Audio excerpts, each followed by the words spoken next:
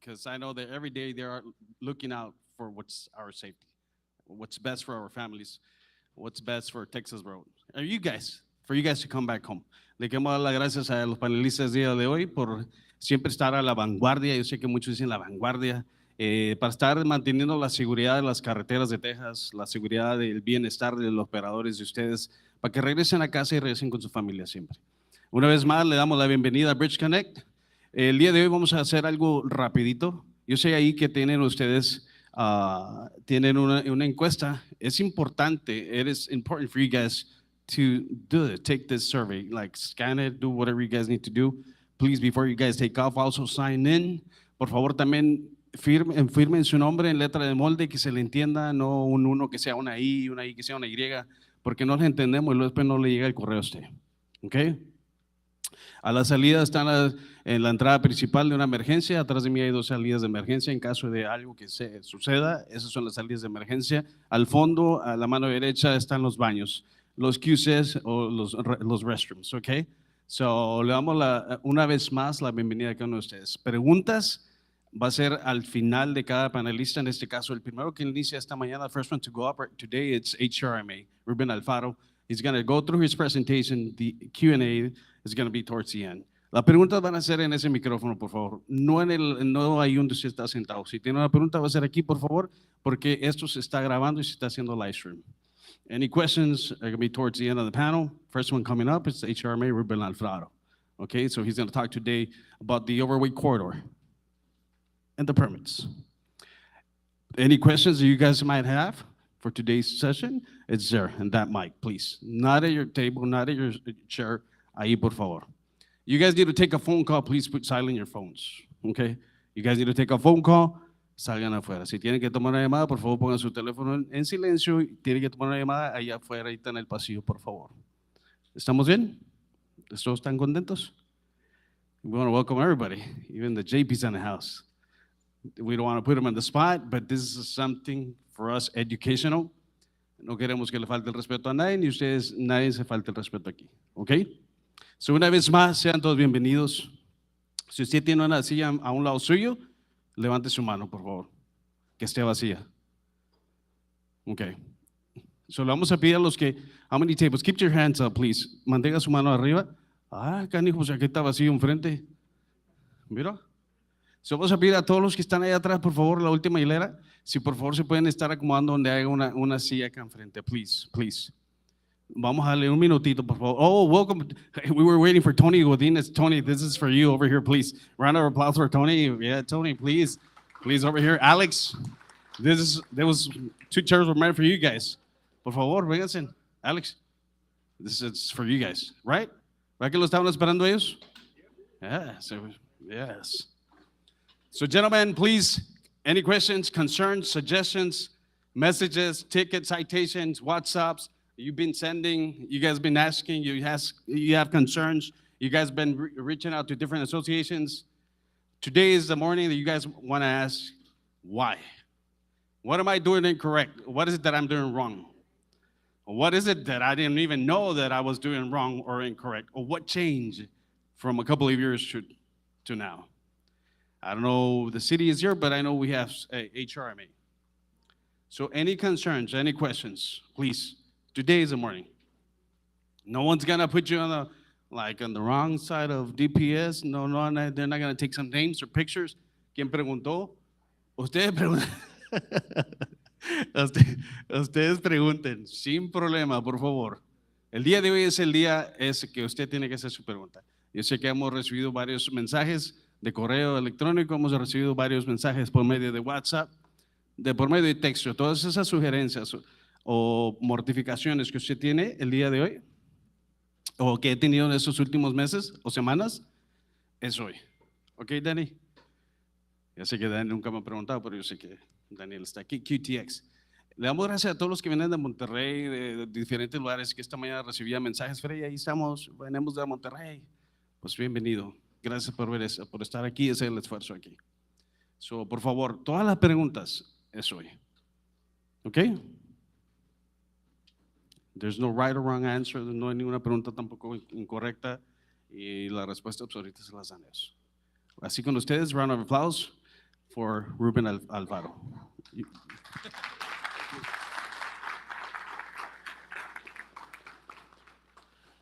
Good afternoon. My name is Ruben Alfaro. I'm the development engineer for the Hidalgo County RMA. I'm going to go over the overweight oversized permit requirements and corridor that we have. So first of all, the objectives for this presentation is to present the locations of the overweight corridor, the application requirements for the permit, the commodities that are allowed, and the origin and destination for this permit. So these are our locations for the overweight corridor. We have 16 routes currently. The Route 16 was added late of 2024. It's West Dauphin Road around the Pharr International Bridge area. But these are the 16 routes. I'm sure you have seen them, but they're also available on our website in case you want to look at them. They go everywhere, or not everywhere, but in the south side of the expressway. And there are 16 routes that go to Ansalduas Port of Entry, Hidalgo Reynosa Port of Entry, Pharr Reynosa Port of Entry. And they also are able to connect with the Dona and Progreso bridges. So the requirements for the permit application, we have to have a gross weight of the load and vehicle less than 125,000 pounds. The dimensions of the load have to be less than 12 feet wide, 16 feet high, or 110 feet long.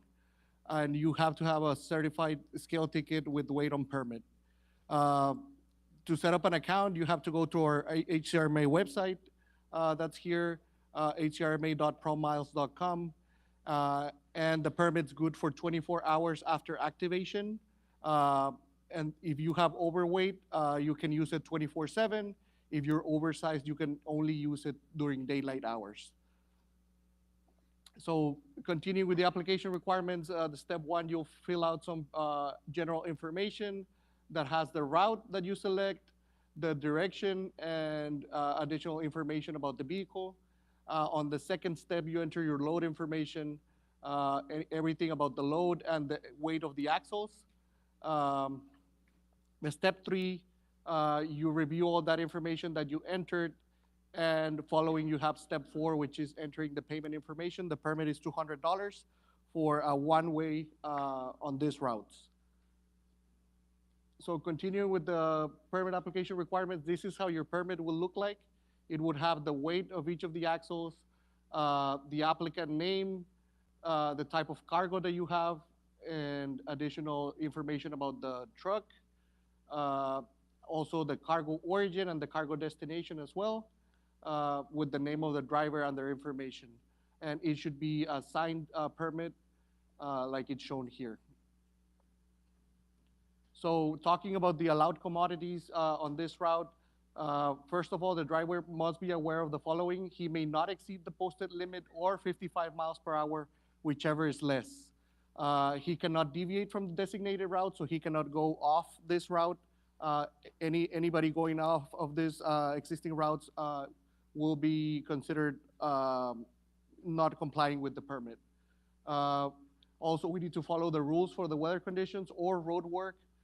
So the movement of a permitted vehicle is prohibited when the visibility is reduced to less than 2/10 of 1 mile, when the road surface is hazardous due to weather conditions such as rain, ice, sleet, or snow, and where highway maintenance or construction work is being performed. So these requirements are also the daylight and night movement restrictions. They include that an oversized permit, as I mentioned, may only be moved during daylight hours, and a permitted vehicle that is overweight can be moved at any time. So the origin, it's important to mention that the origin and destination can only be within corridor. If you get out of that corridor, you're subject to a fine as well. So just some details about the overweight permits. We closed 2024 with about 74,000 permits issued for the year. You can see here the curves, how the permits have been increasing. This is 2022, this is 2023, and this is 2024. So we have been increasing in the number of permits. We've seen an productive for the transportation industry to use these permits. and we want to keep these going with the years as they come by. If you want to get more information on how to process permits or how to enter that vehicle information, we do have some links here, and we can send them out to you if you request them. They're YouTube videos on how to enter the vehicle and how to order the permits as well, and they're in detail. We also provide daily trainings through our program managers. Yvonne Rodriguez is here to answer any questions in detail that you have about the permit, and we're here also to answer any questions. To become a broker for these permits, you have to set up an account on the HCRMA website. It's the same one as mentioned before, hcrma.promiles.com. Or you can contact HCRMA staff for the training, Maria Lanis and Yvonne, as I mentioned, and you can send an email to overweight.permits@hcrma.net with any questions or any requests for training. Once that training has been completed, access to permit service will be granted. And that's all I have for today. If you have any questions, please let me know, and we're here to answer.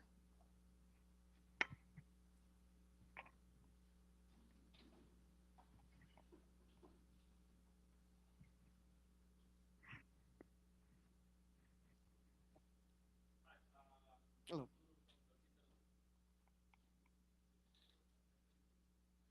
I think it's off, yeah. Hello? All right. Hi, morning. I'm Arturo from Tancitos. I have a quick question. We've been working with the overweight permits for years, and this is the first time that we've been having trouble with our trucks. And probably the last 2-3 weeks, I don't want to say that we've been targeted, but it's been a hassle for the last 2 weeks. So reading on the website, I don't know, English is my second language, so probably I'm reading it wrong, but it says that you can use the permits if your point of entry is any of the bridges, right? And that it says, or for movement on the following roads, which are the map. So is there any way that I'm understanding wrong, that you can get to any point if you use one of these entry points, or the map, that's it? I mean, Yeah, so you have to use the designated routes. You cannot deviate from those routes. You can only use the routes that are highlighted on that map. okay, yeah, because our warehouse is right in the middle of routes. I think it's 6, and it's right between 281 and Jackson on Anaya. So it's barely like 350 yards from the endpoint. So each year on 2024, we paid on permits alone, $196,000 of permits. On 2023 was $20K more or less. So I think well, we wanted to know if there's any extension that we could get. I mean, it's only a couple of yards. At this point, I don't believe there's an extension. If your road in front of the warehouse, it's an on-system road, there can be a request from the city that you're in to the RMA to include this road on the overweight system. Okay. But it has to go all the way to Texas Transportation Commission, and they are the ones that approve that road. And then there's a lot of studies that go through it. TxDOT has to make sure that the pavement is ready and prepared to take on that additional load. And if that happens and Texas Transportation Commission adds it to the overweight corridor, then we can add it to the But system. that would take a while, right? I mean, it's It could take a while, yes. okay. But is it possible to? It's possible if it's a non-system road.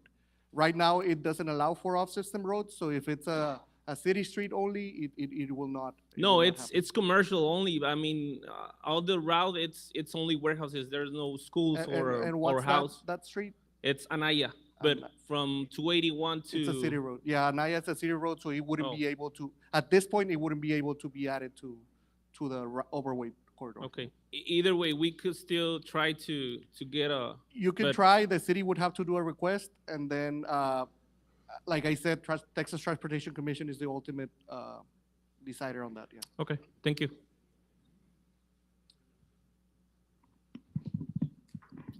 Well, good morning, gentlemen. My name is Dante Galeazzi with the Texas International Produce Association. I want to thank you guys for making yourselves available today for this particular meeting. So on behalf of the fresh produce industry, the overweight corridor has been in place for just shy of a decade. And so for the last 10 years, roads adjacent to the overweight corridor, or immediately adjacent, just as the gentleman before me was talking about, had been allowed for any carriers that had the overweight permit to use kind of those adjacent roads to access their facilities. So this has been a practice for the last 10 years.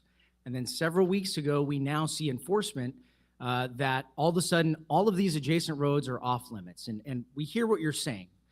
And at least from our perspective, it appears it's a technicality difference. You know, you've gone from allowing adjacent roads for the better part of a decade, and then overnight, DPS has begun enforcing these roads differently, ticketing people, no advance notice, no notification, no awareness, just overnight the policy has changed without alerting anybody. And I think if you look around this room, you can tell that's why there's a lot of people here, is because that happened overnight.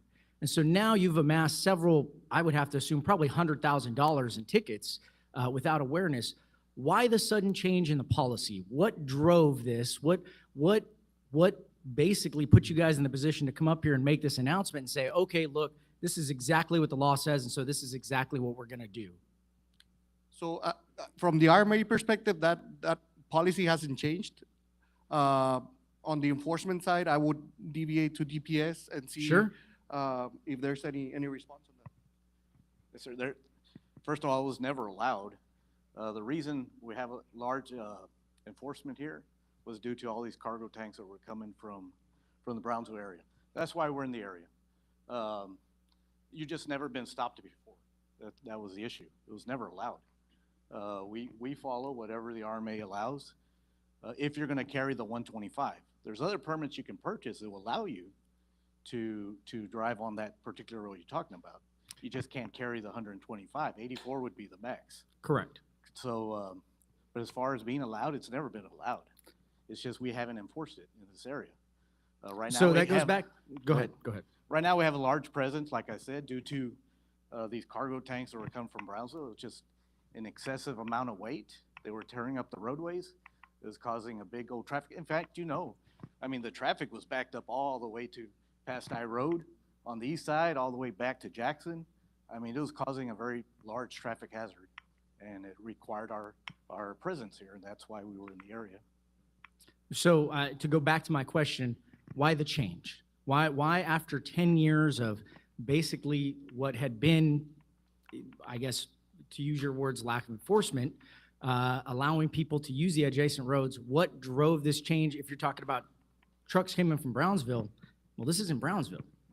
No, it wasn't a change. It's never been a change. The law's always been there. Thing is, we just didn't have the amount of presence of troopers in the area to enforce those laws. So did DPS So bring? basically, y'all were allowed, I mean, y'all just were never stopped. Mhm. Now we've been stopping, and we've been trying to educate. Some have complied, just some don't. But this is not the first meeting we've had. Mhm. Like you said, it's just, in the past, I mean, we've only had like a couple of people that show up. Freddie has been putting on these classes for several years now. It's just some people show up, some people don't. They have that same idea that you have. Well, it was allowed before. It's never been allowed. It's just, it's never been enforced. Now we're in the area and we're starting to enforce it. We're trying to educate, let y'all know what you can and can't do. I mean, if the RMA, if that eventually roadway is put on there as far as the overweight corridor, then hey, that you're going to be allowed. But as of right now, it's not. So, and I'll ask one more question here because I see I've got a line queuing up here behind me, but did DPS bring in additional agents down here to support this effort? We did initially, but now we're just maintained by the troopers that I have. I've moved troopers from other areas, from La Jolla, from the Wesco area, to kind of help out Sergeant Barrera, who only has the POE, because he also has responsibility trucks coming in northbound. The other two sergeants have been checking all the southbound traffic. Thank you. Yes, sir.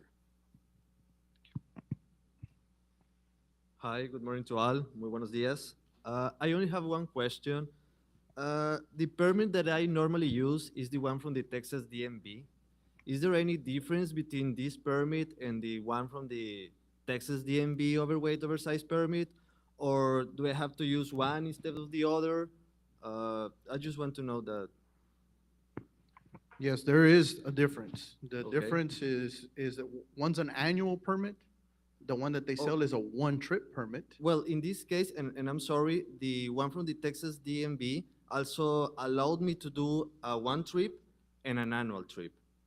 Correct. So again, is there any difference, or should I use one instead of the other? You or can is- use both, sir. You can use Okay. both. If you happen to be off route, Okay. then the annual permit will give you only up to 84,000 pounds if you have a certain length. Yeah, the tolerance, right? The taller, Yes. correct. Theirs will give you up to 125 if you have all the required axles and you're on their route. Okay. So if you're not on their route, the most that you can carry with an annual permit is 84,000 pounds. Okay, and for the oversized permit specifically, from the Texas DMV, it give me, well, from Bronzeville to all the Hidalgo County. So in this case, if I use the DMV permit, it's okay, it's valid, I don't have to use this permit also, or do I have to No, you make can both? you can Only use one. one or the other, or you can Okay. use both, Okay, depending on the route, The route. depending on what it is that you're doing. yes. It's mostly oversized in this case, at least for the single trip from the Texas DMV, because the overweight, I use the one from the ports. So, Okay. Well, that was my only question. If it's the same, I just can use one of the other, and that's okay. That'd be fine. Thank you very much. Yes, sir. Sorry, I had the same question regarding the Texas motor vehicles and this one. So we can use either or? You can use either or you can use both, depending on what's gonna benefit you more, right? If you're gonna be within the route Uh-huh, and you can follow all of those rules, okay. then that permit can fit you for moving equipment, right? If you're within those parameters that permit gives you. Oh, okay. But if you're not on those routes, then the DMV, the one that the DMV issues you, is gonna Mhm. be the permit that you can use. Oh, okay.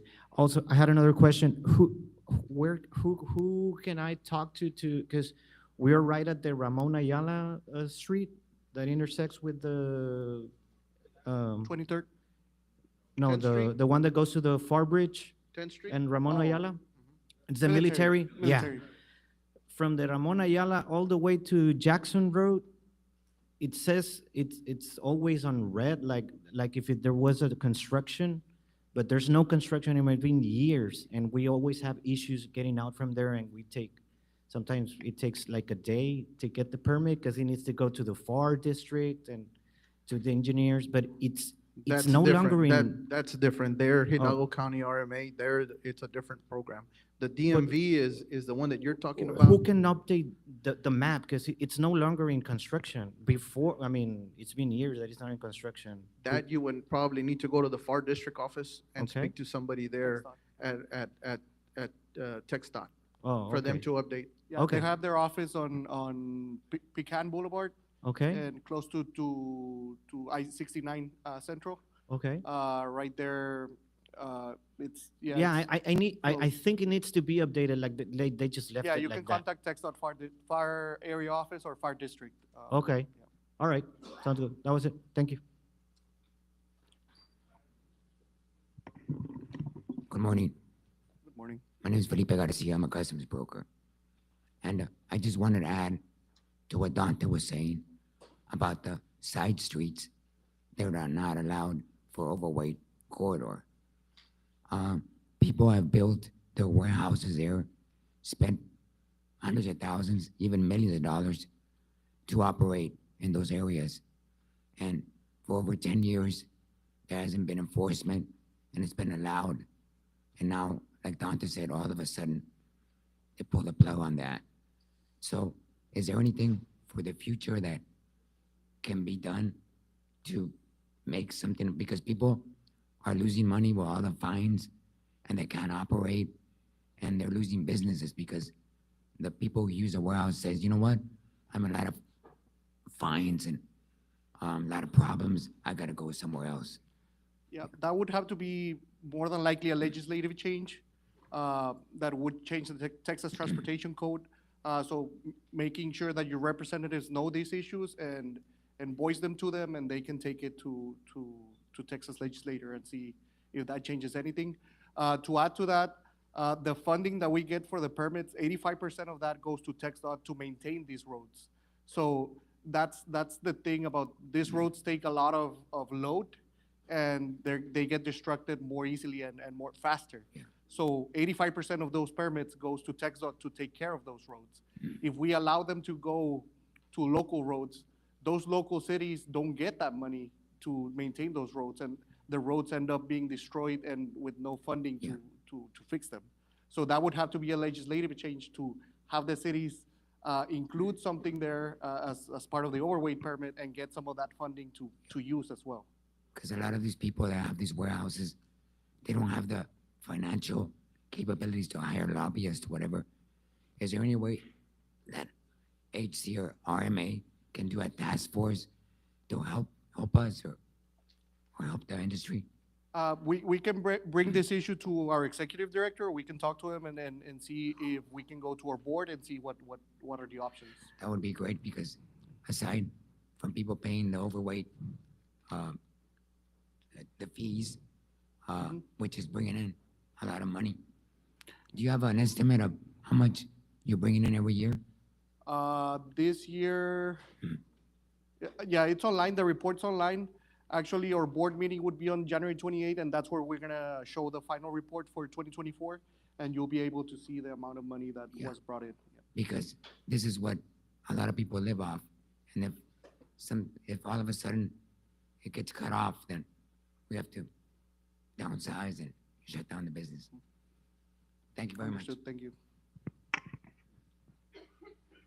Buenos días a todos. Edgar Zamorano de Canacar.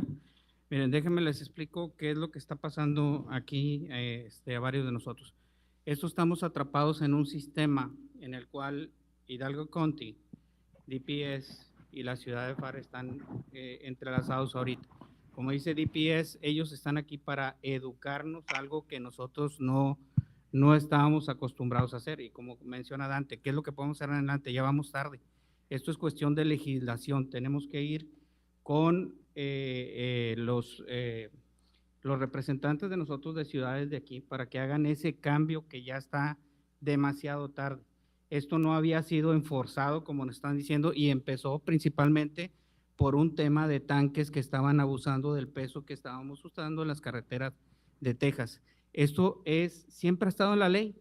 ¿Qué es lo que pasa? Que a nosotros nos enseñaron a sacar un permiso únicamente online. Nos decían, este es el entrenamiento que tú sacas en línea, tú lo puedes tramitar, tú sacabas tu permiso, decías, ya puedo manejar 125,000 libras. Pero hay, como nos están diciendo ahorita, hay calles en medio donde la bodega quedó en medio de esa calle y esa ruta no está autorizada para circular. El DPS empezó a cuidar y a vigilar las calles que estaban checando y entonces tú circulas y dices, yo traigo mi permiso, ¿sí? Y no nada más es que tú digas, traigo 125,000 libras. No, señores, hay gente que trae 140,000 libras con un permiso de 25,000 libras. Y aparte de eso, están clonando los permisos. ¿Qué es clonando? Este es el permiso que tú traes como chofer, llévatelo y se lo das al otro, y se lo das al otro, y se lo das al otro, y estás multiplicando ese tipo de permiso para diferentes transportistas que están utilizando el mismo permiso sin pagarlo. Entonces, sí hay un abuso que está pasando en este caso. Sí hay una falta que está pasando y es por desconocimiento precisamente de la aplicación de la ley y cómo se debe utilizar correctamente. Entonces, ¿qué es lo que tenemos que hacer? Tanto los representantes del Produce, como los representantes de los transportistas, como los representantes de la ciudad, tenemos que juntarnos, porque es cierto, o sea, ahorita le preguntan, ¿cuántos fueron los ingresos que tienes en Hidalgo? Yo les aseguro que fueron más de $1 millón. Más de $1 millón que están aportando en permisos ustedes constantemente para que esto suceda. ¿Qué se tiene que hacer? Un cambio al código. De decir, esta ruta es industrial, como ahorita decían, estoy en la Naya, quedé en medio de las dos, estoy entre la Jackson y la Cage, quedé en medio. ¿Cómo le hago ahí? Pues yo tengo que entrar y salir. En México eso se llama permisos de interconexión. Es decir, yo circulo por las ritas y me tengo que desviar porque la bodega donde voy a entregar está en una parte en media. Ese permiso de interconexión te lo autorizan, pero porque está en un código. Eso es lo que tenemos que hacer hoy en día. ¿Sí? La ciudad de Pharr creció, se desarrolló, hizo un corredor de sobrepeso, pero se le olvidó meter en la ley que se pudieran esos pedazos. Entonces, como lo de tanques, lo de petróleo se bajó, se empezó a minimizar, se empezó a regular, se empezaron a registrar, pues entonces, ¿qué quedó? Empezar a revisar todo lo demás. ¿Qué es lo que tenemos? Tenemos que saber no solamente tramitar un permiso en línea, sino qué dice la ley. ¿Cuánto puedo cargar con 5 ejes? ¿Sí? Ahorita les decían, ¿puedo utilizar el mismo permiso del Estado o el de Hidalgo? Sí, nada más que uno nomás te permite 84,000 libras. No puedes ir a cargar hasta 125,000. El del condado sí te permite cargar 125,000, pero siempre y cuando corras por la ruta que vas a correr. ¿Sí? Entonces, ese es el detalle que tenemos que acercarnos. Cuando platicábamos con Freddy, que le decíamos, hey, necesitamos dar entrenamiento, dice, no, es que siempre estamos dando Bridge Connect. Sí, es que no es necesario Bridge Connect. Necesitamos que la gente que está sentada sacando el permiso sepa profesionalmente qué es lo que está usando. Y aparte, tu operador que trae la mercancía sepa lo que está haciendo. Si él no sabe y simplemente le entregas un permiso, pero él no conoce ni la ruta, ni sabe qué es lo que va cargando, si simplemente mueve los ejes, si trae sobrepeso y por confianza él llega a Reynosa y luego cruza el transfer y el transfer mueve los ejes para adelante, pues ya va a quedar sobrepeso de ejes. Entonces, hay que entrar en un entrenamiento completo donde hay que conocer parte de la ley, qué dice la fórmula de puente, cuánto se tiene que correr, cuántos ejes puedes correr la quinta, con qué rodado traes, con qué tipo de rodado está circulando tu remolque, tu camión. Eso es lo que hay que poner atención específicamente para saber realmente qué es lo que podemos pedir.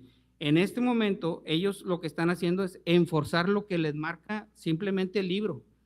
Sí, el libro marca esto. Oye, pero ¿por qué no podemos hacer esto si aquí estamos? Sí, sí podemos, nomás que hay que ir con nuestros representantes y ellos pasarlo. Pero mientras a ellos el libro les marque que la ruta no se puede o que tu mismo permiso te diga por dónde tienes que circular, eso es lo que ellos van a enforzar. Thank you.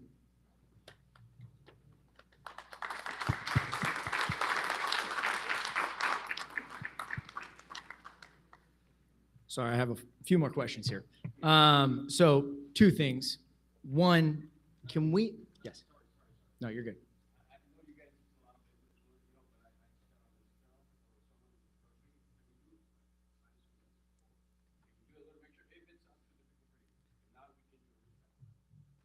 Listen, I'm gonna ask for everybody's apology here as I'm about to speak Spanish on the fly.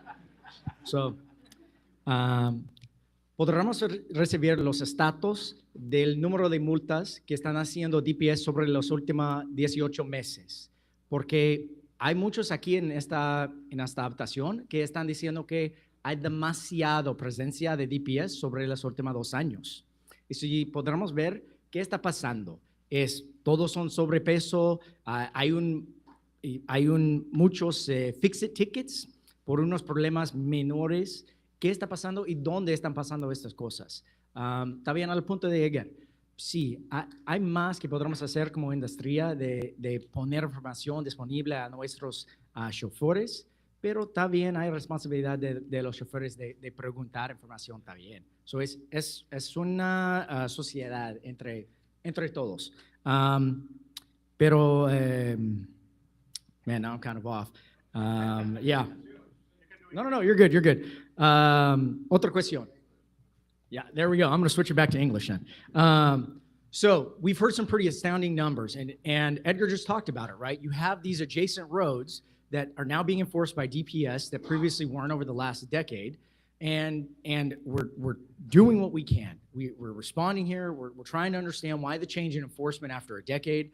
But can you share with us what is the cost per mile to take a city road and renovate it into a road capable of tolerating 125,000 pounds? Cost per mile, it varies depending on the width, the type of pavement you're going to use. If you're going to use asphalt, concrete, It's very variable. I wouldn't be Shoot us a able to- number. There we go. Someone's got it. The last meeting that we had with Pete Alvarez, the Correct. director. Yeah. He told us that it was $8 million per mile. That's where we're at, $8 Right. million. So very, very substantial number. Yeah, And- so on expressway situation, we see an estimate of 23 million, which 8 million for a city road sounds reasonable. So yeah. There you go. So yeah, to repeat the question that I'm sure I absolutely butchered in Spanish, the request is this: can we see some statistics from DPS or the Regional Mobility Authority about the number and types of tickets that are popping up here in Hidalgo County? Because over the last 18 months, which is really kind of the time we've started to see increased enforcement throughout the region, the enforcement increase really being around the overweight corridor being much more recent. But we are receiving reports from many of our folks that because there's no real way for DPS to identify which trucks are overweight or not, you're pulling over a lot of trucks. And we're seeing this increase in issues where, hey, you've got one running light out of 50. Here's a $500 ticket. Hey, your mud flaps it looks like they're an inch shy or they're not in that condition. Or the equipment isn't in this upkeep state. And so we're starting to see this cascade effect of not just overweight tickets, but just an incredible amount of tickets, violations, fines, et cetera, overall. And to a lot of the points that everyone after me said, it is really impacting the industry. Sir, as a Texas Department of Public Safety commercial motor vehicle, that is our job. When we stop our truck to do an inspection, if it's not safe to be on the roadway, we are going to pull it over. It is going to be repaired in order for it to go through. It's your family and my family that are on the roadways, right? Right. You know that a semi-trailer weighing 80,000 pounds plus cannot stop like a motorcycle cannot stop like a car can. So there are consequences for these actions? Right. Yes, yes. And the only way that most people will pay attention, unfortunately, is until you give them a citation. We do not enforce the citation. That goes to the justice of the peace. They are the ones that determine what you're gonna pay. I don't. Right. And again, I think maybe you missed my question. My question was, can you share the statistics? You would need to request that from the local JPs. They're the ones that have the amounts of whatever they've collected for the amount of time that you want. No. Okay. Again, we're not looking for the fines. This is not a question about money. We're not assuming this is a money grab. We're talking about the statistics. What are the percentage of fines that we're seeing? Is it happening? Again, just to the question, can the statistics be shared for the number of tickets and the types of violations? It most definitely Yes. can. That's nothing to be hidden. Yes. Fantastic. Can DPS then make that available? Because the inquiries that we have attempted over the last 18 months have all proven fruitless. So hearing DPS now in this stadium say, yes, you can make the stats available, and the sergeant saying it, thank you, by the way, that's what I was looking for here. How is it Absolutely. that you're requesting the information? Phone, Right. email, we filed a FOIA. I think all you need to do is file a public information request. Right. To That's- who? Yeah, excellent, thank you. That was the question. So, gentlemen, thank you, appreciate it.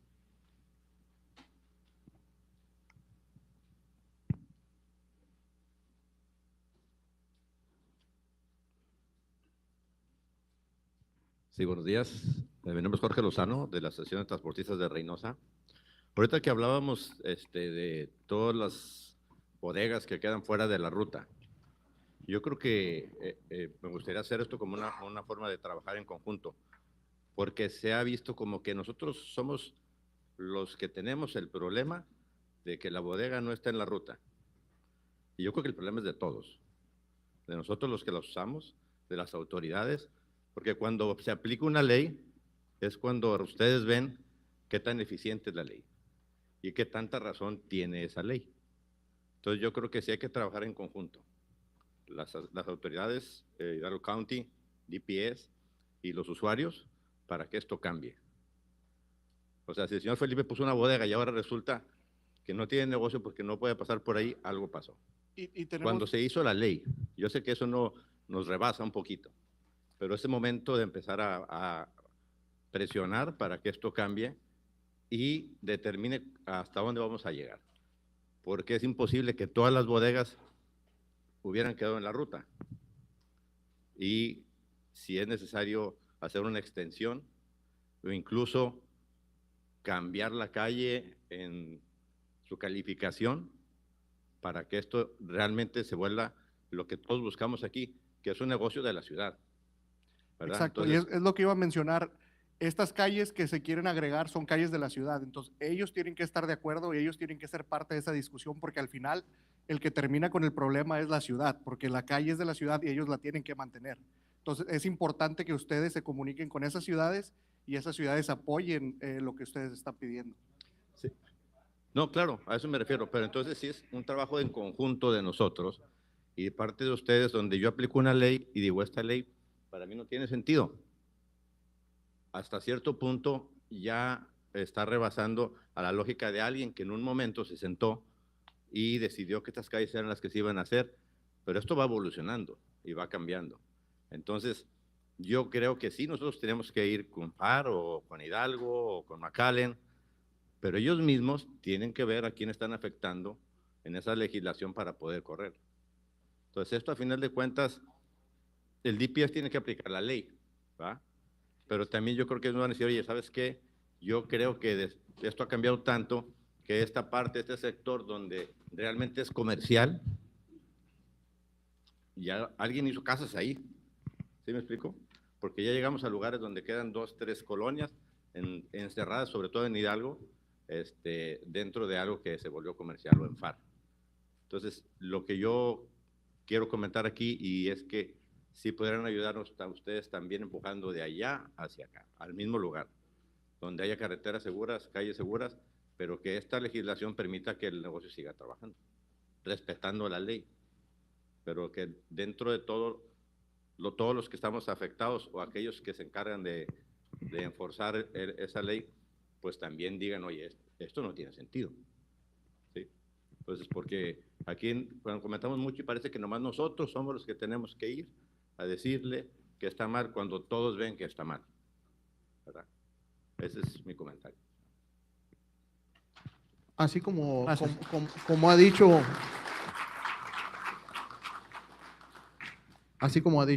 desafortunadamente el Hidalgo County RMA tiene que ir por la legislación, ¿ok?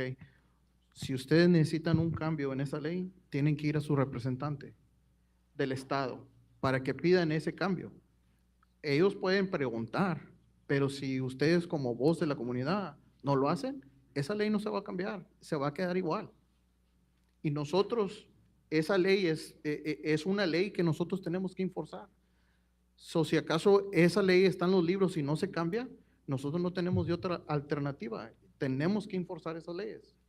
Ahora se está pidiendo que por qué dentro de los 10 años hemos estado trabajando así, ¿no?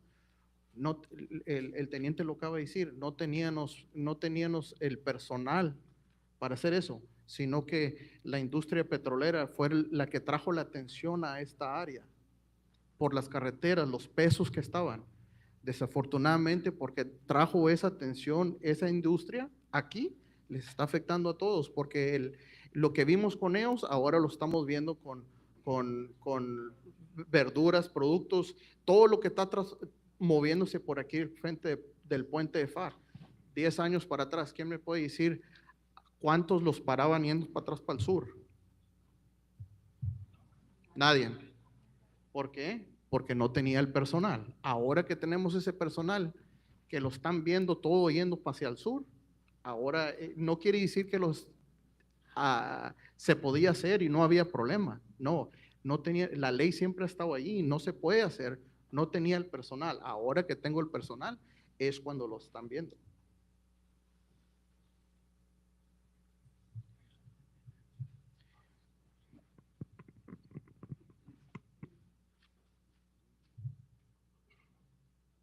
Howdy, Tony Godinez. I have a question for the DPS regarding citations and jurisdiction. Do all of the citations go to JPs? Are there other courts involved? And how is that jurisdiction determined based on the location? Is that a computerized process? Do y'all have a list? Can you clarify that for the group and explain it to us? Yes, sir. There is a map that lays out the justices of the peace. So generally in the Pharr area, there's only two justices that take the citations, Judge Contreras and Judge Munoz.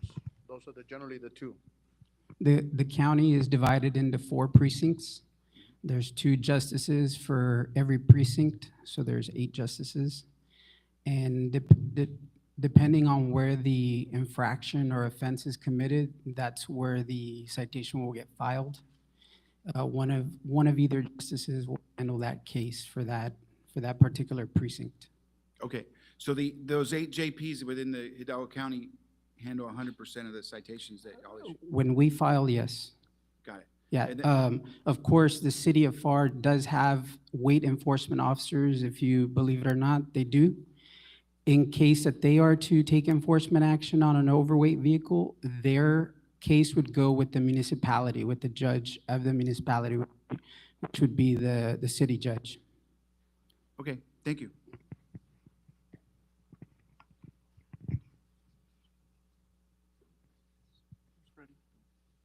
Okay, we're gonna, Una pregunta, perdón, rapidito nada más. Tengo un cliente no sé si lo vieron o lo tienen en esta presentación. Hay una excepción que dice excepciones de descarga. Esa específicamente, ¿cuándo es que aplica? Que dice que si el vehículo está a menos de 5 millas del punto de origen o del punto de descarga, puede permitirle que continúe.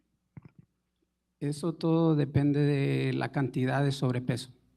Si está dentro del margen bueno, el límite máximo que autoriza la ley y se le permite en adición 5%, si está dentro de esa categoría, es permitido terminar el viaje. Ahora, si excede más del 5% en tolerancia, se tiene que descargar a la ley, a lo que indica la ley. Entonces, si el vehículo es permitido 80,000 libras por autoridad de la ley y viene el camión a 82, está dentro del margen del 5%, entonces es permitido terminar el viaje. ¿Ok? Ahora, si excede la nómina del 5%, por decir, el camión llega a 85, tiene que bajar adentro del margen. Ahora, si está causando daño a la carretera y el peso es exceso, entonces se tiene que regresar al peso legal. Ahora, si el camión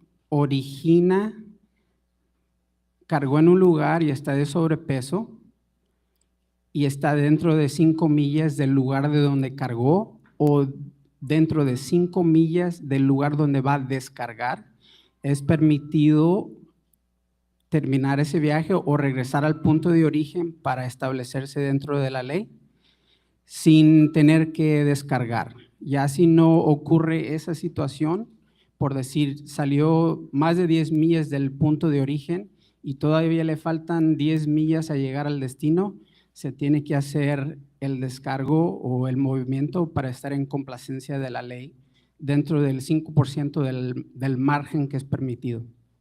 Okay, o sea, específicamente mi cliente lo que me preguntaba era que si él compra un permiso de sobrepeso de estos, podía aplicar eso, ¿verdad? En la cuestión, por ejemplo, de los espacios o de los tramos de carretera que no están dentro de la ruta de este permiso.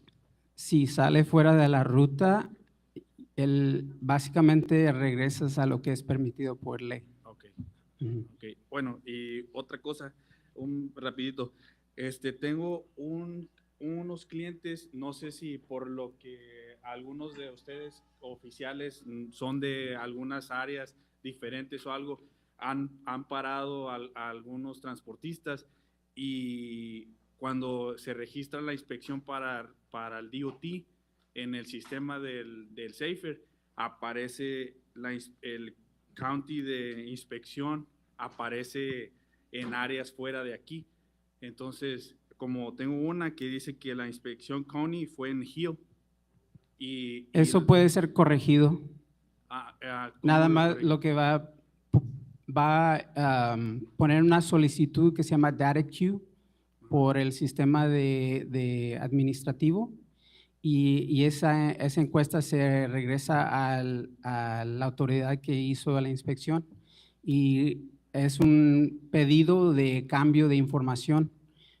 Ocurrió en este condado, entonces se cambia esa información para estar correcta.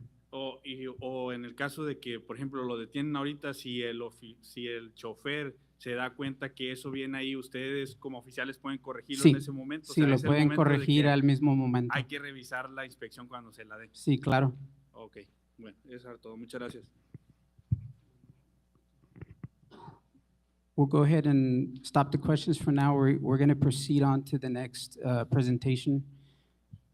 And then we'll take some additional questions that we've received through the app that have also come in.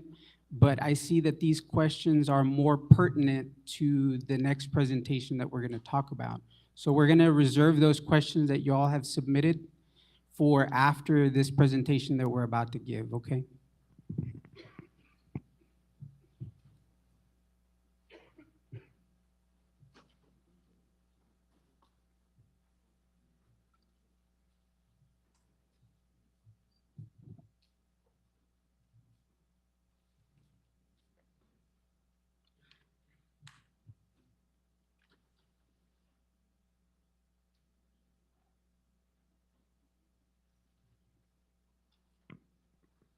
So this presentation is going to be on the basic weight law for what we're seeing here at the port of entry.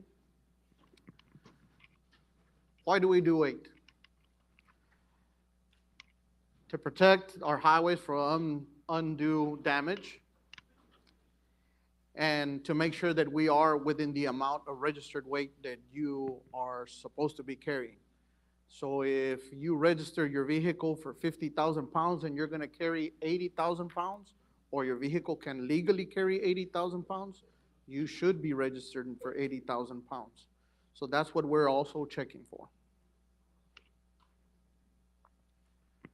Single axle is defined as all wheels which included two vertical planes with the spaces not more than 40 inches apart across the width of the vehicle. A single axle cannot carry more than 20,000 pounds or the tire weight rating. So this depiction on this one, those are two single axles.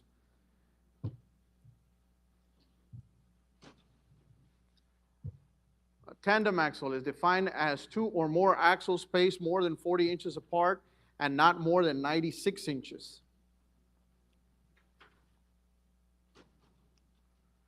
A tandem axle cannot exceed 34,000 pounds. That's what a tandem axle looks like.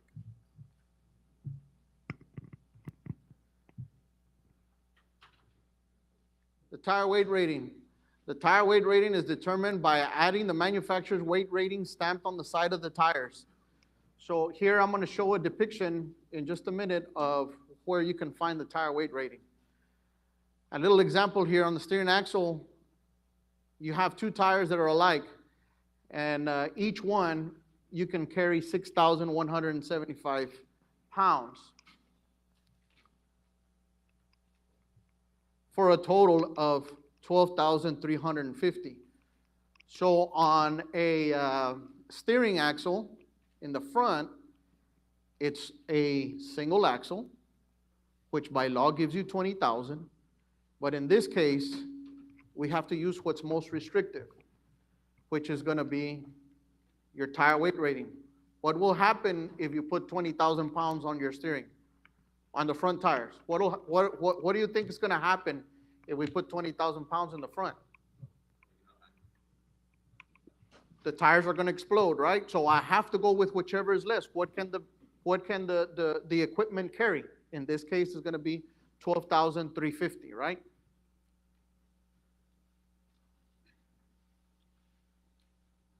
So there's where it would be stamped on the side of the tire, and that's what it looks like.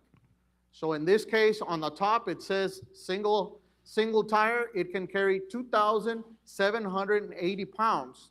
If this were on a set of dual tires, the most that it can carry is 2,440 pounds.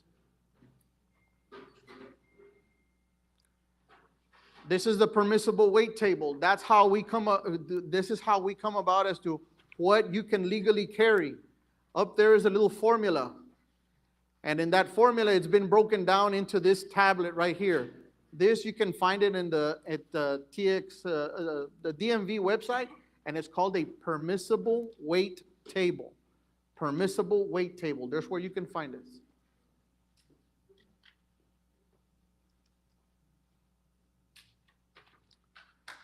When you see our inspection reports, you see in the diagram that the steering axle is depicted by an X.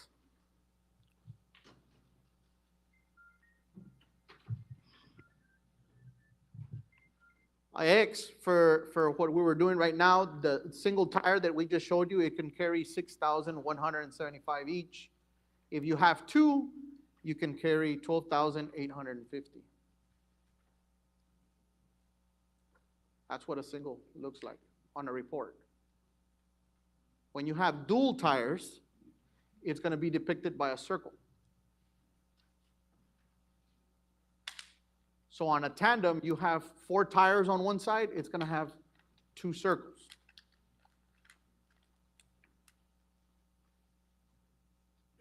That's what most of the combinations that we're seeing at the port of entry look like.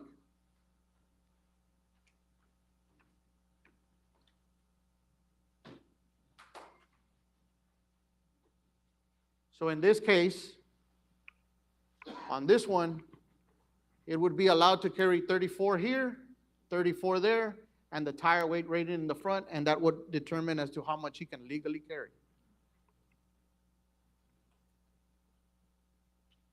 That's just a different combination, a different example of the diagram.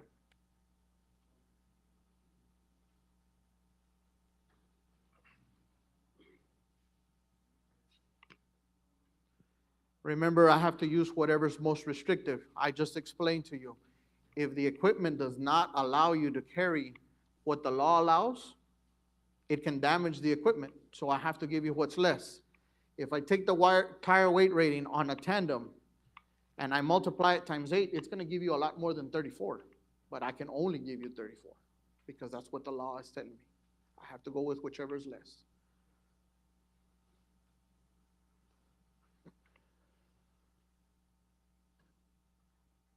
Except for the authority granted by the Port of Entry supervisor or an inspector, the weight enforcement officer have exclusive authority to enforce this subchapter in any area of the state. So that tells us that we're the weight enforcement officers, we're gonna enforce this law. Here's was something that we talked about earlier, the unloading. We're gonna give you the 5% tolerance. So if you have a truck that measures 51 feet and you're allowed to carry 80,000 pounds, we're gonna give you an additional 5%, which would give you 84,000. If you're within that tolerance, you're gonna be allowed to continue. Right, after you pay the citation, this is without having to offload, okay? You're still gonna receive a citation for overweight, but you won't have to offload.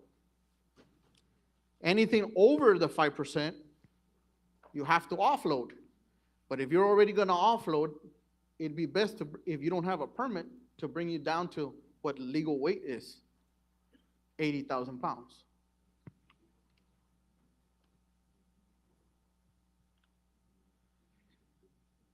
If the actual weight of the motor vehicle is heavier than the maximum actual weight authorized by law for a vehicle plus the tolerance weight of the 5%, the weight enforcement officer shall require the operator or owner of the vehicle to rearrange or unload the vehicle cargo.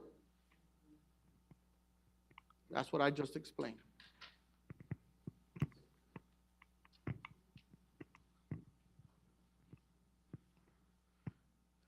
The vehicle may not be operated any further on the highways or roadways of the state until the gross weight is brought back down to what's required by law. So many of you at the port, we've asked you all, we have to either move the axles or offload. This is where we get that from.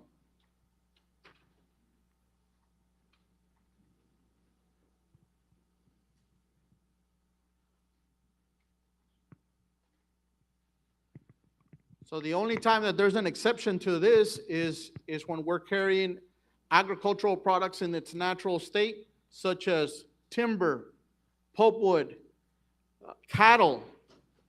Those we cannot offload.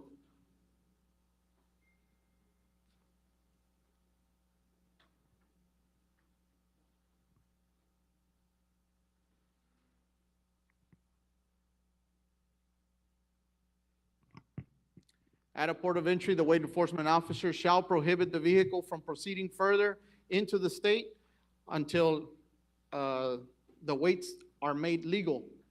That's the reason when you all go to the POE, that we have your vehicles there, we can't let it go until the weight is come back to legal weight. Law tells me I have to do that. DPS will always give you 1,000-pound tolerance before we cite you. Anything less than 1,000 pounds that you're over, it'll be a warning. When you go over the 1,000 pounds, any of that can be a citation.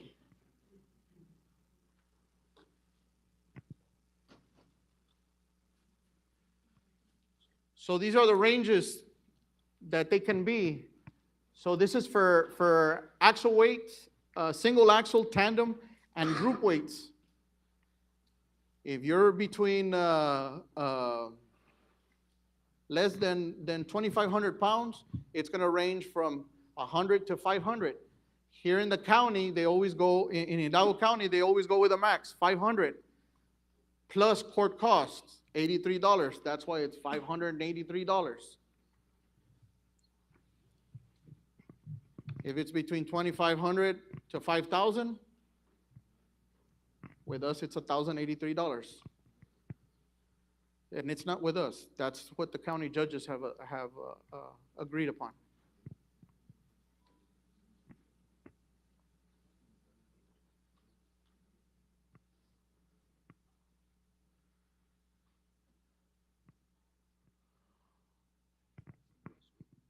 This is going to be for the gross weight. The fee schedule for the gross weight. This is different.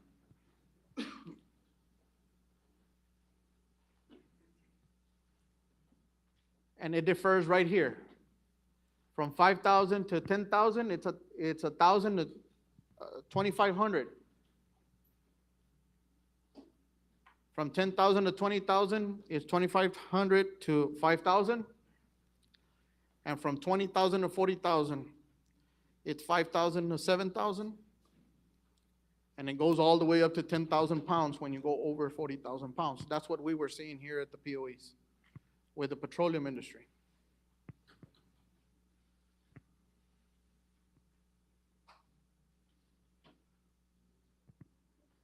Allows the district and the county attorney to sue a corporation for these fines.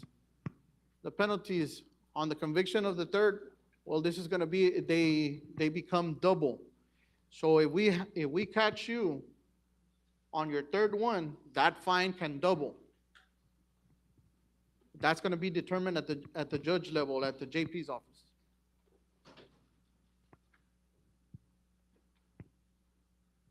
Load zone roads. Here we have load zone roads. 907 is a load zone road. 493 and 1017 are our load zone roads in this area. They are going to be less. What you can carry on those roadways is going to be less without a permit.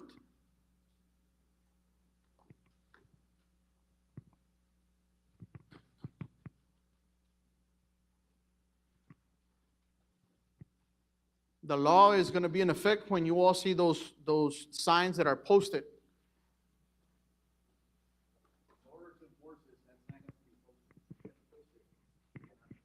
Correct.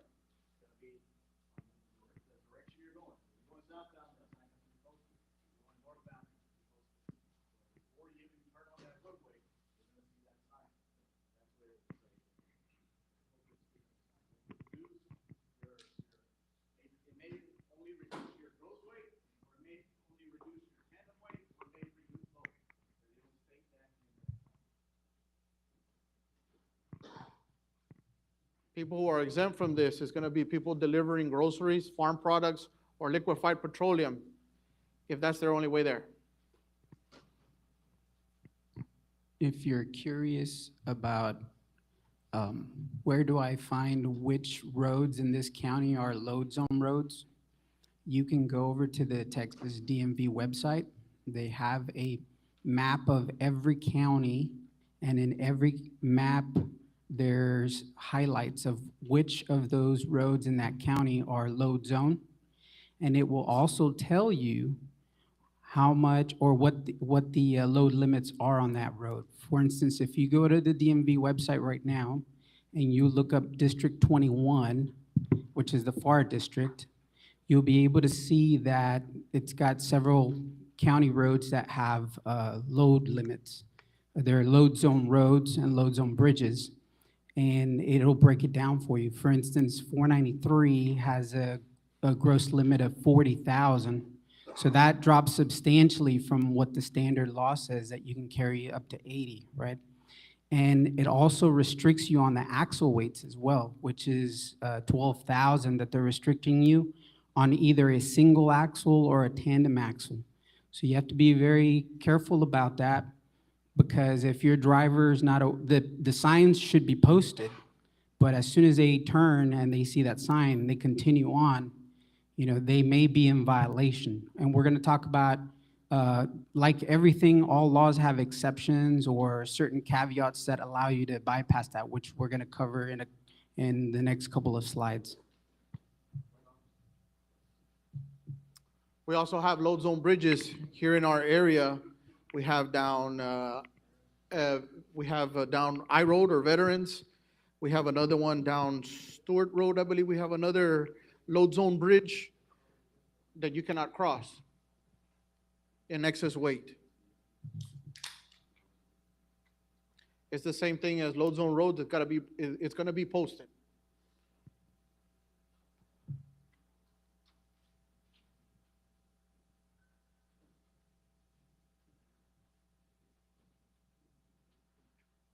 I said it right now, they gotta be posted. That's what it's gonna look like. It's gonna have the weights on it.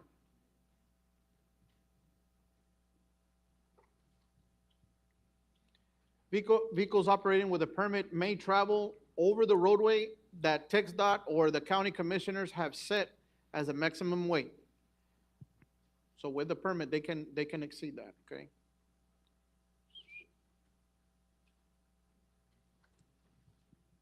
National interstate systems or national defense systems. All interstate roadways, I-2, I-69, we cannot go overweight. You could use the frontage or the ramps, but you can't use the roadway.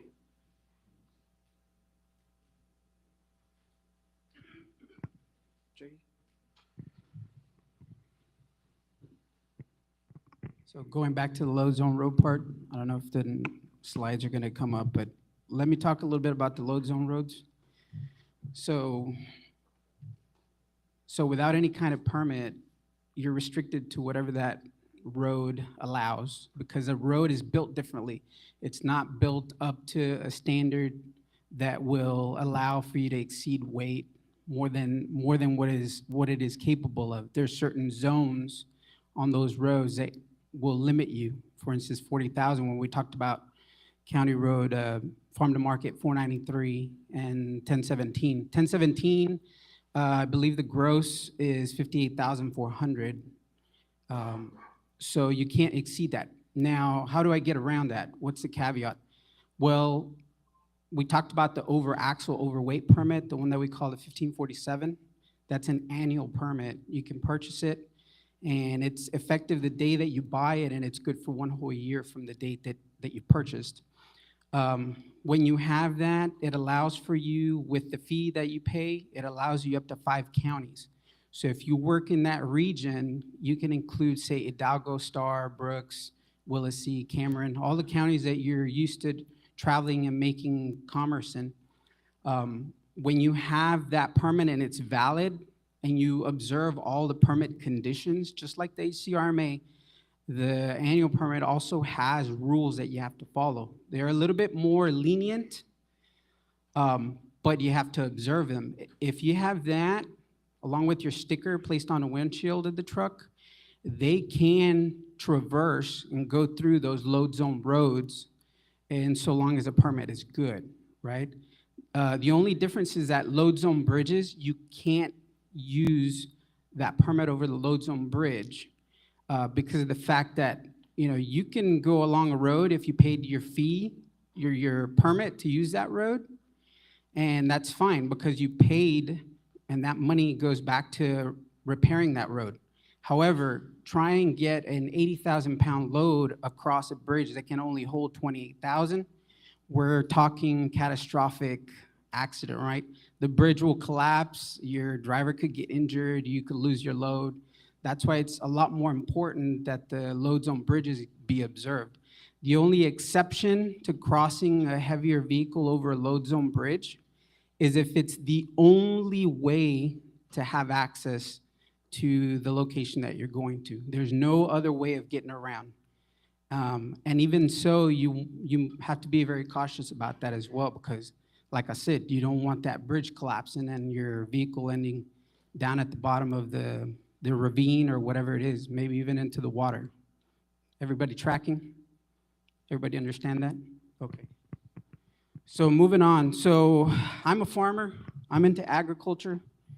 I get certain exemptions, and we'll talk about that 1547 and how it applies to agricultural products and non-agricultural commodities, because I know a lot of people get confused about that.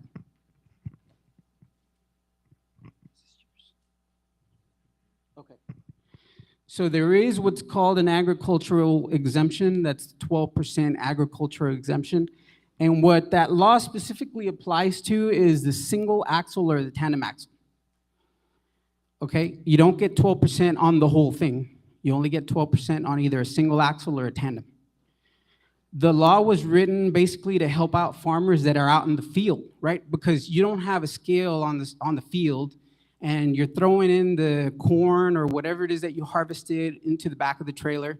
You have no idea how much weight you are accumulating because you don't have a measurable way of telling. So this kind of helps out the farmer and gives them a little bit of a boost so that they can get that product to the first place of process, right? So we're talking agricultural stuff that it's in its natural state, stuff that's just been harvested and it's coming off the field, right? Including timber, pulpwood, wood chips, or cotton, livestock, or other agricultural products that are, there should be another section in there. Anyway, it's got to be in its natural state, and it's got to be transported from the place of production, which is the field, to the first place of marketing or the first place of processing, right? So this exemption does not apply to interstate highways. So if the farmer has to get across town, he's got to find an alternate route. If that route is across an interstate, say I-2, he can't use that and claim the 12%. He's got to go with what's legal, which gives him back to 34, as opposed to adding 12% to that tandem. So they got to find another way of getting there, right? But they get that 12% from the field to the first place of process, to the first, warehouse or grain elevator or whatever it is that they're going to. Processing, discuss it. So there's a definition of what processing is, and then there's also a definition of what classifies as an agricultural product. Those are all written in law. So if you look at the law, it will tell you that cottonseed, bales, and burrs, they don't get the 12%. They are not under the classification of an agricultural product in its natural state. Why? Because that stuff's already been processed at one point, right? So when we talk about the over axle and over gross weight tolerance permit, that's the 1547 that I just talked about. There's essentially two categories. You have a non-specific commodity, right? It's just anything that I can transport. It allows a vehicle to exceed the legal axle weight limit by 10%. So that single axle or that tandem or that small group of tandem, you can get up to 10% with that permit. And it, like I said, it's good for a year from the date of purchase. It covers 5 counties and so on and so forth. And you can travel across the load zone road, correct? You get 10% on the single or on a tandem or on a group of tandem. And then you can get 5% on the gross. Now, just because I get this permit doesn't automatically mean that I get 80,000 plus 4,000, that gives me 84,000.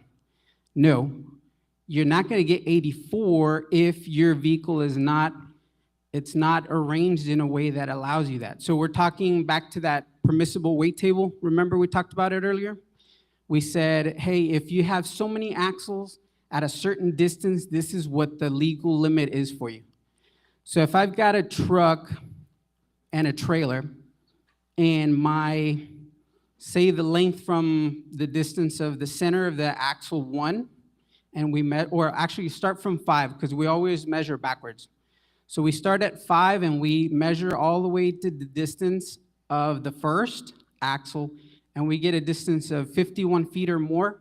Then, according to the permissible weight table, I can get 80,000 pounds legally. And then with this permit, you add 5% on top of that. So that allows me that magic number 84,000, right? But say the distance of my truck is shorter than 51 feet. Say I'm at 48 instead of 51. I'm not gonna get the full 80,000. It's gonna be down somewhere in the high 70s. So now we have to take that number and then add the 5% to that. All right, everybody tracking? Hey, Dante, this is the permit that's for you, okay? The Hidalgo County RMA is restricted to routes. This permit is restricted to counties. You can choose 5 counties from here. It doesn't say you can't use a city street. You can't use, the other one does tell you, it does specify. Okay.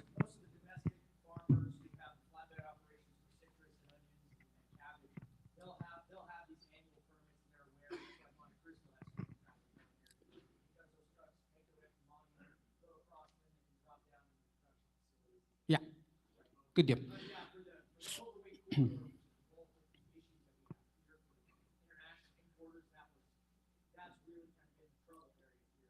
Mm-hmm. Yeah. Okay, so we'll move along.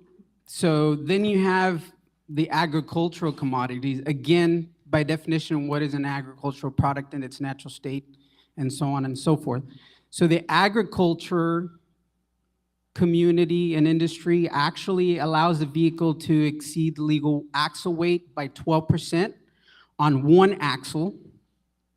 So it could be a single, it could be a tandem, and it allows that particular one, which tends to be the heavier one, is where we apply the 12%. So you get it, and you get the additional 12% on that single or on that tandem, but it's only one. We don't apply the 12% to, say it's a 5-axle truck. You don't get 12% and then 12% on the other tandem. You only get it on one, right?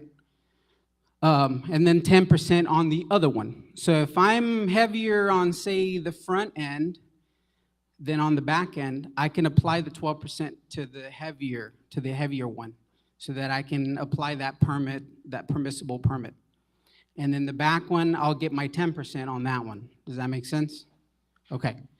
And then in addition to that, you get your 5% on the gross, on the total, the whole truck, right? And this is only valid when you're loaded with an agricultural product that's defined. And everybody's like, well, what? He keeps saying about the definition. What's an agricultural product? Where do I find the definition? The definition, you're going to look in the Texas Transportation Code, and it's under Chapter 621.508, Paragraph 2. That one's going to tell you, this is the definition. These are all the agricultural products. Here's a list of them. If your agricultural product is not on this list, then it, by definition, it's not an agricultural product. Okay? So a group of axles, the inner bridge does not apply. What that means is, without any kind of permit, you remember back at the permissible weight table? So you have the section that's where the load is at only, which tends to be between axles 2 and 5. That section is what's called an inner bridge, and that is also on the weight table. So if we have 4 axles at a certain distance, that trailer can only carry so much, right? And then you add the first axle in the distance, and then you get what the gross is. In other words, what the whole truck and the trailer can carry. So when you have this permit, the inner bridge, we don't even consider that anymore. We don't look at it. So that's basically a freebie. We only check the tandems, the tire weight rating on the front end, and then the gross of the vehicle. We don't include the inner bridge because with the permit, it's excluded. You don't have to count it.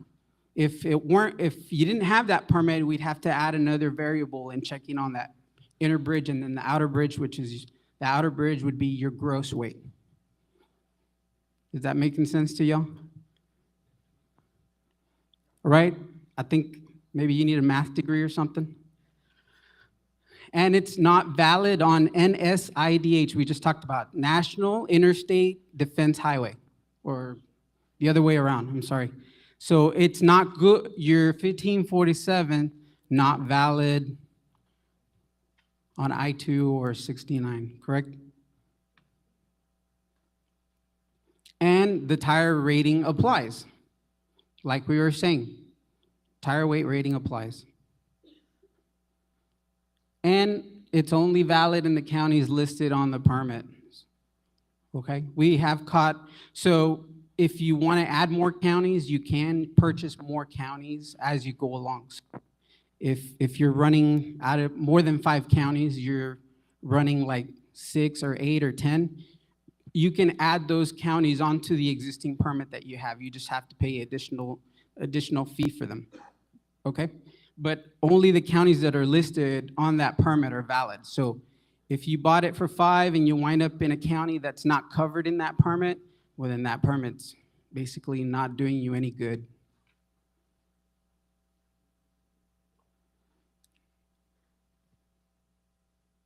Oh, so not every truck is gonna be able to get this permit because there's certain specific trucks that do specific jobs. They have their own set of laws that allow them to carry excess weight. So for instance, we had an issue way back when we had concrete trucks coming through. So they had a certain set of rules that they could use, and they were buying the 1547 thinking that, well, I'm gonna add what's already in law and get myself another 5% on top of that. And that's not how that works. You're actually wasting your money by paying for that 1547 permit if you're a concrete truck or a solid waste or a recyclable material truck, because the set of rules are already set specifically for that type of truck. You can't use the 1547 on top of it to give you an advantage, a 5% on top of what I can already carry beyond what's allowed, right?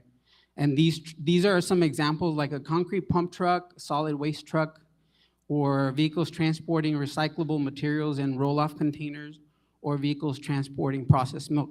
Because in the transportation code, they have their own section, and it tells them, well, you can exceed the weight, but this is how much you can do it.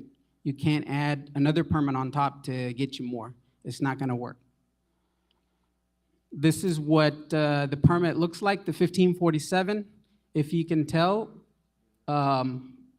it's gonna be truck specific, because when you enter that information into TextPros, it's gonna ask for the make of the vehicle, the VIN number, and the license plate of the vehicle. Now, if your license plate, say you're between years and you get a new set of plates and they don't match anymore the permit, that's okay. That's still okay because it's the same truck. The VIN number matches what you're driving. But that permit is specifically for that truck and any properly registered trailer that gets pulled with it. Okay, you don't have to get a separate 1547 for the trailer. The permit on the power unit will cover any legally registered trailer that follows. And down here, it says load description. That's where we find out whether it's a non-specific commodity or an agricultural. So the problem that we're running into is that certain carriers are purchasing the agricultural permit because it's cheaper. And I'll explain what I mean by cheaper. And they're transporting non-specific commodities, or they're not transporting, or they are transporting agriculture per se, but not from the place of production to the first place of process or the first place of marketing. They've already processed it and marketed it, and now it's a subsequent move, and they're trying to use the agricultural permit to do that, and that's not allowed. Like I said, it's to help the farmer from the field to the first place of process, not after what happens, right? And the difference between the agricultural and the non-specific commodity is that the non-specific commodity requires a bond to get filed.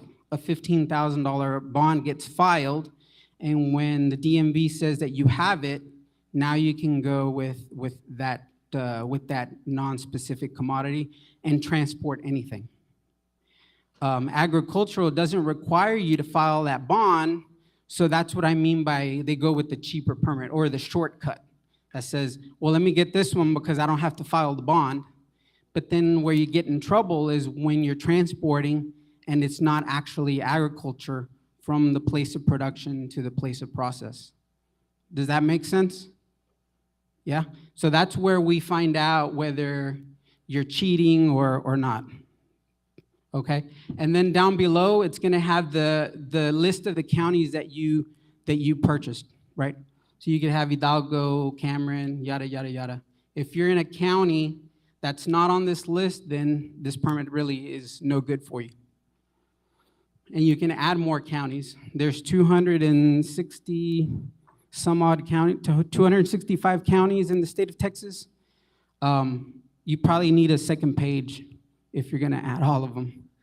And down at the bottom, essentially it's all the certifications, but it'll tell you that the state law requires this permit to be carried in the vehicle until 1 day after it expires, right? So you have to carry it in the vehicle, right? Because it's truck specific, we can allow a digital copy, right? Some of them will carry it on the iPad or the phone or whatever, that's okay. However, you have to have the sticker present as well, because we look at the sticker and the sticker has the permit number, and then we match the sticker permit number to the actual either printed copy of the permit or the digital one. We compare the permit numbers to make sure that it's the same permit, that it's valid, that it hasn't expired, and that the truck that it's issued to is actually the truck that's transporting. So if this permit gets passed along to another truck and it's not the truck that's listed here, then that permit is no good for that truck. Does that make sense? So that's all the stuff that we look at. And so if there's no sticker, it also, that permit, we're not gonna honor it at that time because you haven't gotten the sticker yet, correct? So these are the things to look for. All right, we're gonna skip over this stuff.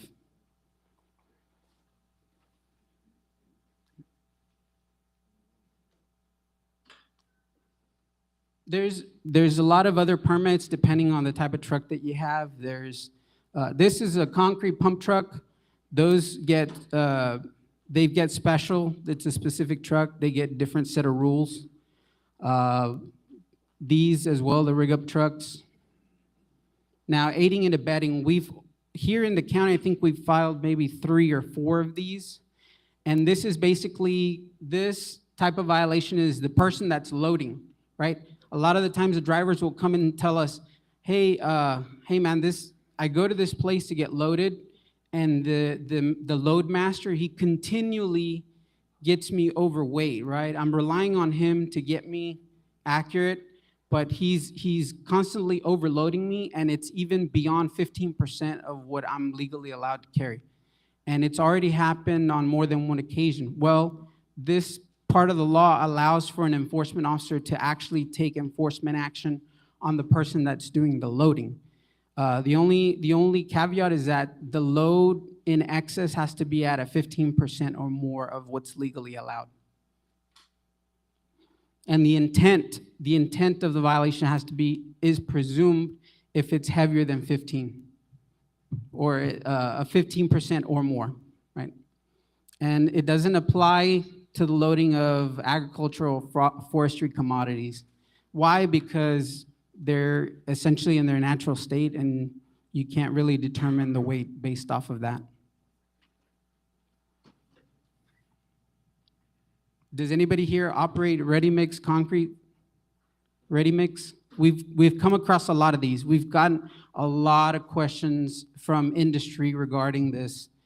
I'm gonna talk about it briefly so that if you know anyone that hauls ready-mix, maybe you can pass on this information to them. So ready-mix concrete trucks, like I said, they don't get the 1547 because they have their own specific set of rules.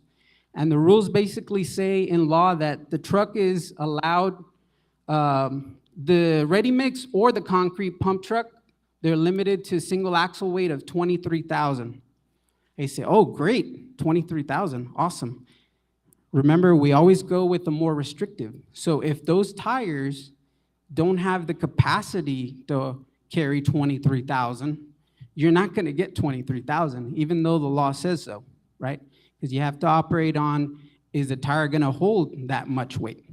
So you'll see these concrete pump trucks with the really big set of heavy tires. They're really wide, and you look at the sidewall, and most of them will be up there in the 21, 22, 23,000 pound mark, so that they can meet this requirement, right?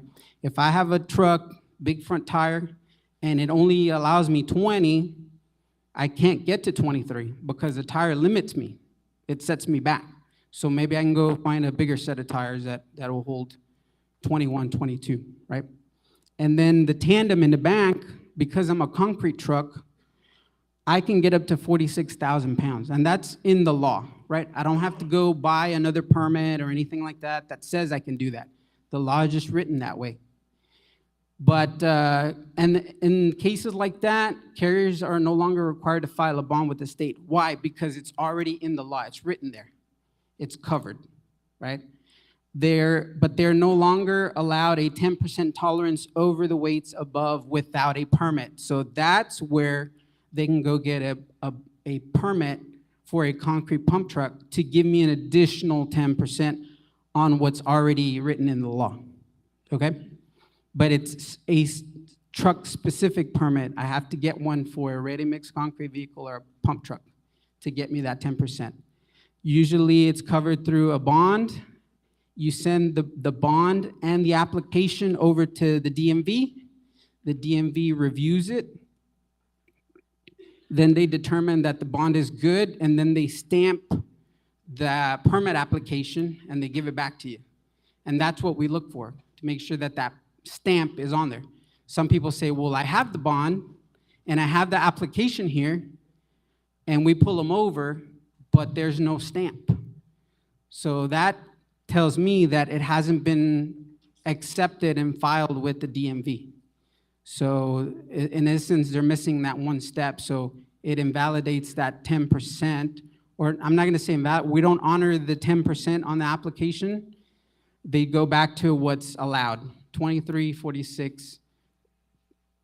Okay, does that make sense? Right.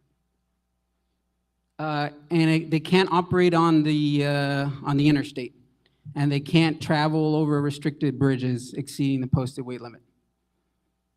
All right? Or the tire weight rating, which is, I just already talked about that. Solid waste vehicles? Nobody here? Okay, different set of rules too. It's all in the transportation code, so we'll go forward from there. Recyclable materials and the surety bonds. If you operate that stuff and have questions later, you can come and ask us. All right, so that's it. Now let's go ahead and get those questions out of the way.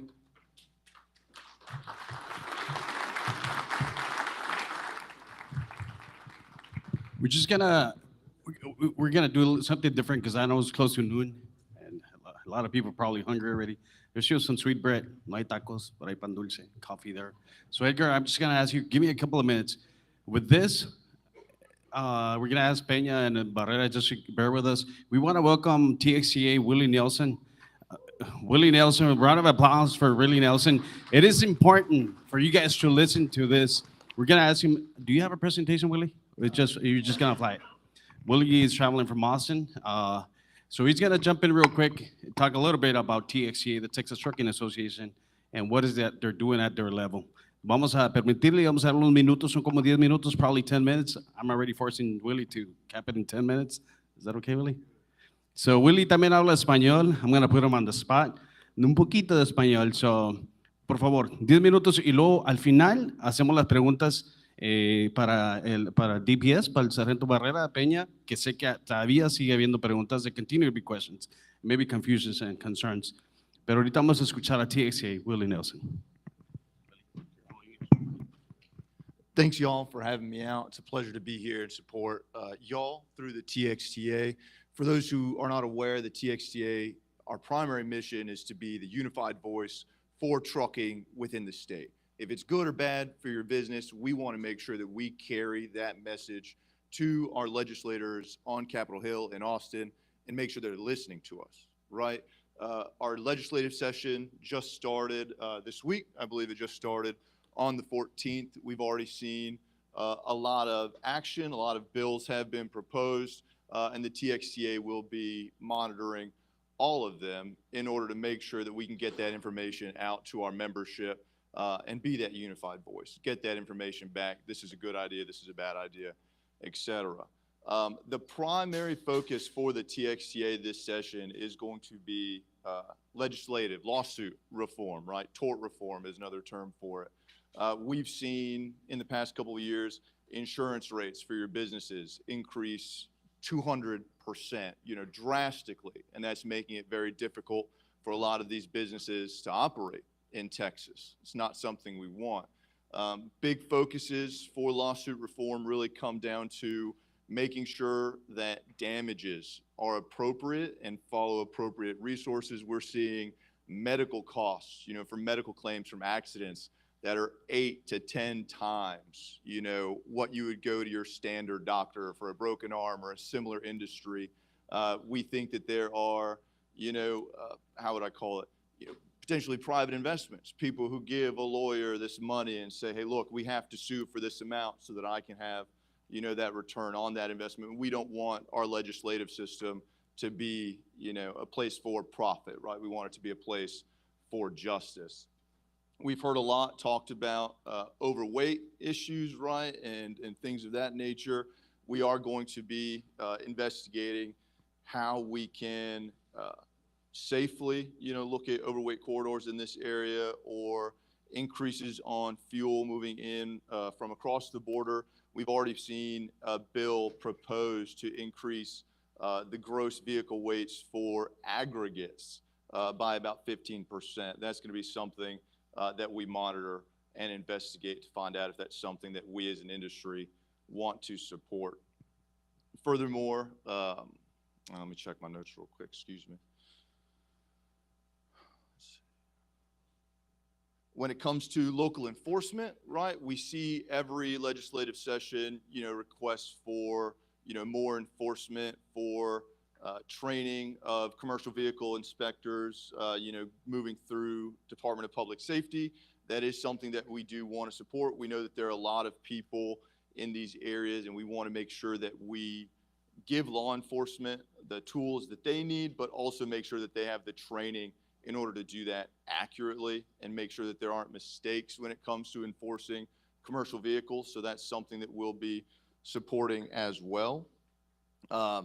Towing is a big issue that we'll be looking at. We've already seen bills proposed for towing companies to put liens on the cargo in the event of an accident when they need to hook up so that they can ensure that they get paid. That's something that we'll investigate, but we're also going to be investigating predatory towing. You get hooked up and that bill is something that really doesn't make sense. We want to make sure that y'all have a voice, and that just because you get into an accident or a fender bender, that you don't have to shut down your doors or sell your truck just to get it off the side of the road. Really, to wrap it up, this coming February the 26th, we have our call on call on the state capitol. We will be giving our membership an opportunity to go and meet with their representatives at the state capitol, talk with them face to face, shake hands. This is what my business needs. This is what your laws are doing to my business and what our constituents need from you. And we invite anybody who may be interested to join us late in February at the Texas State Capitol. I'd be happy to get y'all more information on that. Just find me, a little bit after this, and hopefully we'll see all y'all out there very quick. Man, that was a flash. That was a flash one. Any questions for TXTA? ¿Alguna pregunta para TXTA? I know se está hablando un poco de lo que está a nivel estatal, el Capitolio, a nivel legislativo, para lo que viene siendo toda la industria de transporte y lo demás, pues él se lo puede explicar, porque no me voy a meter a detalles yo. Dante, yes, sir. So now we can start your questions. You guys can form, get your thing, get in line behind Dante, and we can start your questions. So I'll start with, if it's all right, I got two questions, one for TXTA and then one for DPS. TXTA, as you know, insurance for our carriers has skyrocketed. You didn't talk about that. What is TXTA going to do about insurance, especially here in Texas? And how can we hopefully see that insurance rate come down? Because, I think everyone here in this room has seen their carrier rates, insurance have to go double, triple, 10 times over the rate that it was, even going back just 8 years. Definitely, great question. And I think that really falls underneath the lawsuit reform, right? When it comes down to being insured, that insurer is trying to cover all their bases for risk. If it's going to cost you $1 million if you get into a lawsuit, then they need to be charging you more than that so that they can be financially solvent, right? So if we can reduce that, if we can make it harder for these predatory lawsuits, then we hope that works hand in hand with making it easier for these companies to insure us and do their jobs of actually, hey, look, if we get an accident, if we have a theft, et cetera, cover those things rather than having to take out huge premiums in order to be ready when, typically not if, you have that lawsuit. Right, because that was the purpose of having surety bonds attached to your insurance in the first place anyway, so. Right, okay. Thank you very much. For DPS, guys, first off, thank you very much for the presentation. I think a lot of that information was great, although probably more applicable to some of the other agricultural audience. Our domestic guys here, mostly in the room, you have the importers, the guys doing business in Mexico, bringing product across. Something I guess I'm going to ask at this point, because listen, fresh produce is huge. Here in South Texas, specifically in Pharr, we're crossing in excess of 210,000 truckloads carrying fresh produce. That's on top of all the other business and trucks that are coming across.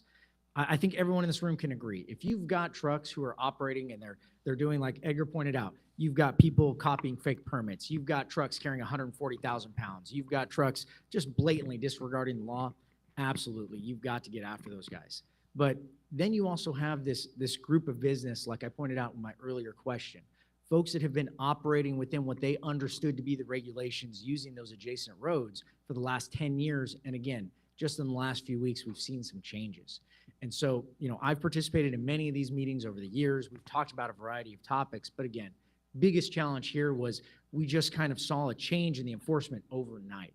And so I guess my request is to local DPS, what can we do to improve the communication so that way, if more of these challenges come up in the future where DPS says, hey, we continue to see this issue arise, how can DPS perhaps better communicate that or share that information with this community so that way folks are not caught off guard? Thank you. Dante, we've been partnered up with Bridge Connect for many a years. And this has not been the only one we've had. Freddie has put out countless trainings. It's just the limited people that attend. You're a partner of a particular association. We've met with Customs Brokers Associations in the past. It just hasn't been your organization. And because they might not be members, they have not attended, but it's not that we're trying to keep something top secret. Never have. I think we see a lot of your colleagues at our offices asking questions all the time. We're not denying anybody any kind of information. As the lieutenant did put out earlier, yes, we do have an enhanced presence in this area, but it's due to what we've seen in the past. A lot of weight violations. Have you been personally through our port of entry, Capote? Have you seen what that roadway looks like? For which one? Our port of entry? For the Pharr Bridge? Yeah. Have you seen what it looks like? Okay, then no, no. You can tell you, it's really damaged, right? Yeah. But that's what we're trying to protect. That's your taxpayers' money and everybody else's, keeping our roadways safe. It's not targeting nobody. If you go through our POE currently, we have everything, heavy equipment, produce, petroleum. It's anything and everything that is violating the law is going to be there. It's not just produce. Right. We're not trying to put you out of business by no way, okay? But there's permits that benefit you and there's permits that are not. If everybody's trying to purchase this one, it's, some of you are saying, well, mine is not within the route. I understand that. You're purchasing the wrong permit. If you go back to the annual permit that gives you 5 counties, it costs you $300 for the entire year. You don't want to use that one because you want to use this one that allows you to carry up to 125,000. Well, there's more restrictions. And the Texas DMV can impose those other restrictions about not being able to operate more than 0.2 of a mile because it's foggy or there's ice on the roadway or it's raining. That other permit doesn't have those regulations as strict as this one does, but because you can carry a lot more, they can put it a lot stricter, and only these roadways can be used. I'm not saying you can't carry heavy, just use the appropriate permit and we'd be okay. Nobody's trying to put anybody out of business. Right, and I don't think that's the perception here. I think more just the perception, again, like I said with my very first question at the beginning was again, we had a decade of precedent, right? It was the understanding of the community, right, wrong or indifferent. It was the understanding of the community that roads adjacent to 281, as long as they were within these shorter distances, were accessible. And so, I'll give an example. There's a facility, it is on 281, but where the dock doors are is off of 281. And so for the truck to get technically to that facility, he had to use an auxiliary road. And, again, for 10 years, that company operated with the understanding that having an overweight permit because they were there on 281 worked. But in the last 2 weeks, they've received those tickets. Let me And ask, so, who's understanding? well, again, the industry and the community. And the community, but who specifically said it could be okay? Who said it? Nobody did. Well, again, but who said it wasn't? And that's where The that's law- where I'm going the back law- and forth with the the law says technicality. it's not. Right, but that's what I'm saying. It's Yeah. because of the technical reading. Again, we're not sitting here saying we're not saying, look, the law says this, the law doesn't say that as a community. We understand what DPS is saying. Yeah. The law says X, Y, and Z. Yes. Our position is simply for a decade, this is how the region viewed the overweight permits. This is why we operated the way we did. To Felipe's point, this is why folks built warehouses very close to rated roads, but not directly on the roads. And now we're just seeing a difference. And so again, to kind of the start of my question, what can we do to perhaps better communicate that type of information among the industries and the communities? And I think you answered it, right? DPS is making themselves available. Yeah. You're willing to sit down with the groups and speak, and that's really where we want to go. And you've pointed out throughout this session that there are some opportunities for us. We've got to go work with those state regulators. Correct. The gentleman from the Regional Mobility Authority, I don't see him here. Ruben must have had to leave, but safe way.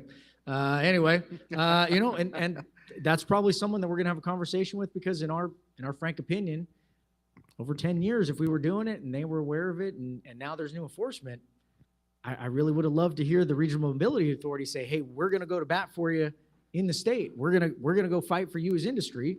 And unfortunately, we didn't hear that, but that's something that we'll talk about. And again, want to thank you guys, and just, we're concerned, and that's why you have so many people here for this.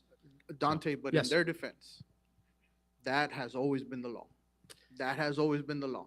I'll go Because back you- to my point. be- Again, because- technicalities. For you 10 haven't- years, because you haven't we been viewed caught. it one way.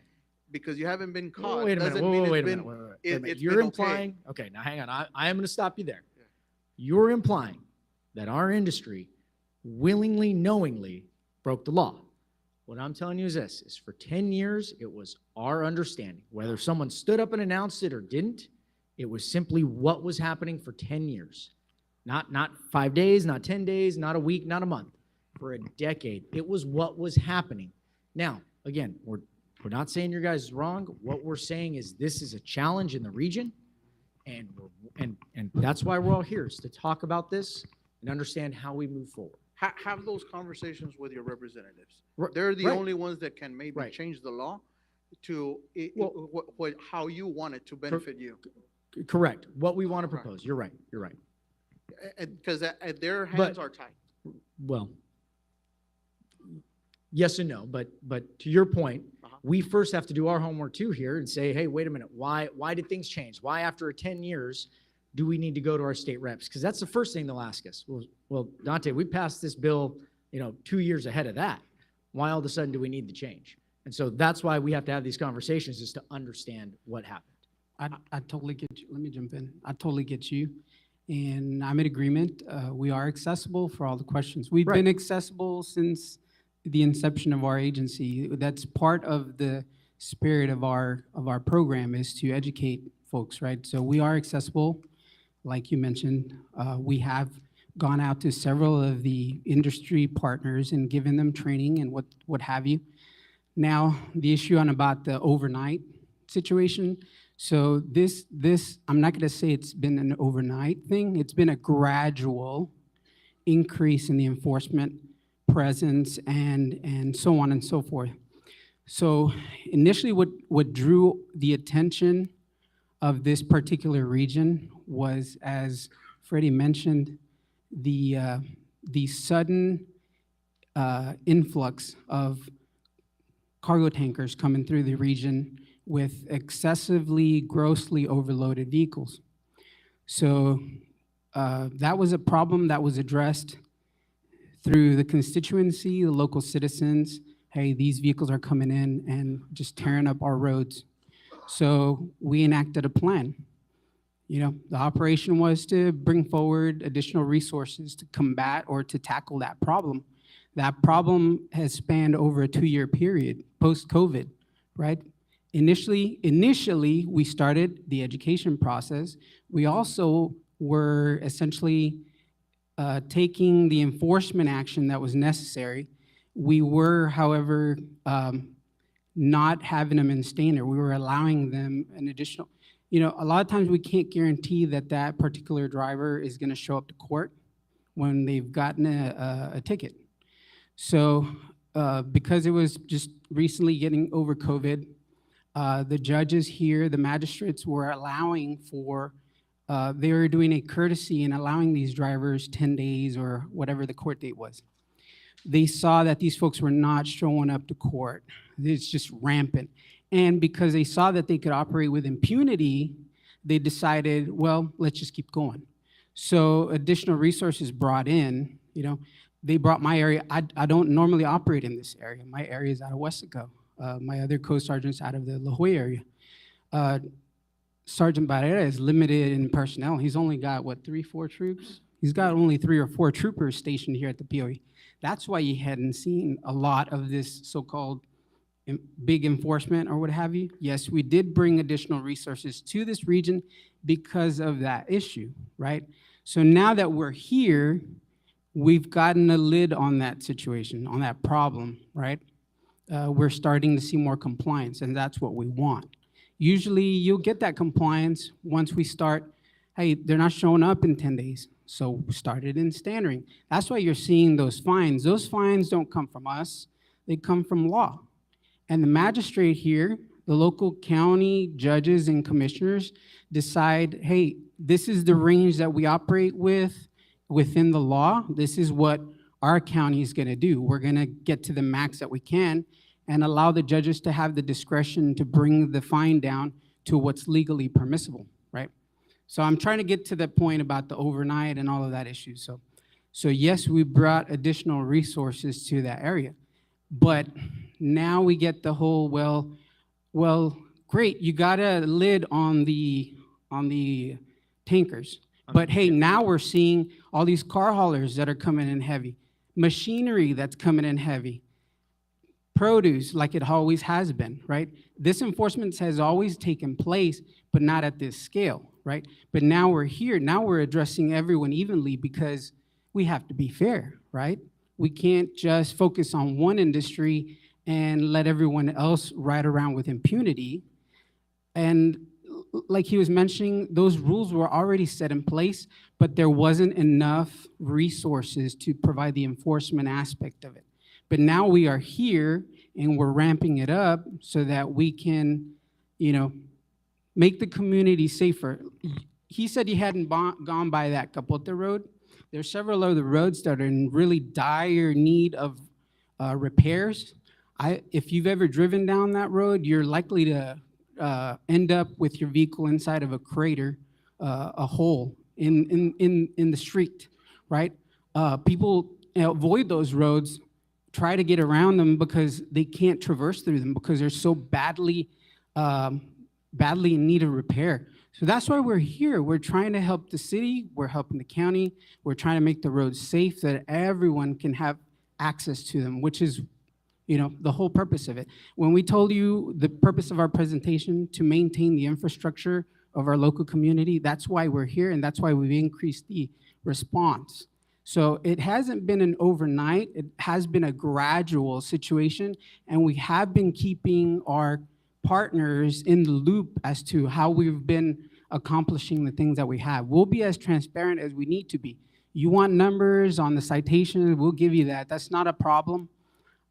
We're just trying to work with you, but we can't break the rules.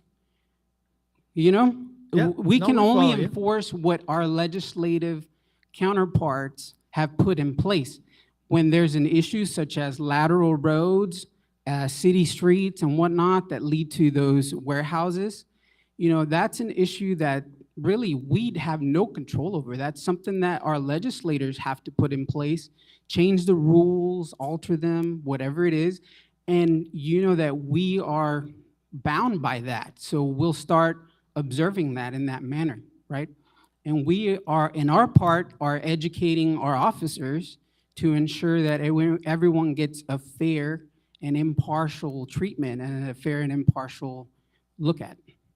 Okay? No, thank you. I appreciate both of you for those answers. That elaborates and helps us understand why the direction is what it is now. So thank you very much, guys. Appreciate that. Gracias. Ahí les va. A ver, Willy, gracias por la invitación a la Asociación de Transportistas de Texas. Igual que ustedes, como está Dante, como está Jorge, como está Abraham aquí, nosotros en Canacar, en la Asociación de Transportistas, en la Asociación de Productores, lo que hacemos es eso, representar a la mayoría de ustedes. Esta reunión a lo que nos va a llevar, ahorita esto se trataba de un tema educacional de transporte, el por qué estamos metidos en un detalle de cumplimiento del ley, pero realmente las asociaciones y representaciones que tenemos aquí en la localidad son las que debemos buscar el momento, primero con la ciudad, con los comisionados, con los representantes del Estado y mandarlos traer precisamente para que se haga ese cambio que necesitamos hacer en la ley, porque si no, nos vamos a pasar aquí y no vamos a poder cumplir lo que ya está escrito. Entonces, ¿cuántos de aquí son transportistas? ¿Cuántos? Levanta la mano, ¿cuántos de aquí son transportistas? Ok, la mayoría. La recomendación más grande, señores, no suelten sus llaves a nadie. No permitan que a ustedes le digan, ten, este es el permiso, ya tienes tu permiso de peso y llévatelo. Es lo peor que puedes hacer. ¿sí? Si tú no tienes a un profesional o si tú no sabes, lo decía el sargento, entender todo el tema de sobrepeso es una maestría, es una educación. Si tú no lo entiendes, no te metas. No te metas, te lo digo porque te va a costar dinero, te va a costar muchísimo. Y aparte de eso, te va a dañar tus métricos. Tú vas a ser el único perjudicado en tu empresa, ¿sí? Y no es nada contra, somos muy amigos y somos muy, trabajamos mucho de la mano con los shippers, con las bodegas, con los productores, trabajamos muy de la mano. Lo que yo les digo es, no suelten, no acepten ninguna carga que ustedes no sepan lo que están manejando. Ese es el primer consejo que les doy. Si ustedes no conocen su vehículo con el que van a transportar, no lo muevan, porque van a caer en multas excesivas que no nada más van en los 500, en los 700, en los 1000, bueno fuera.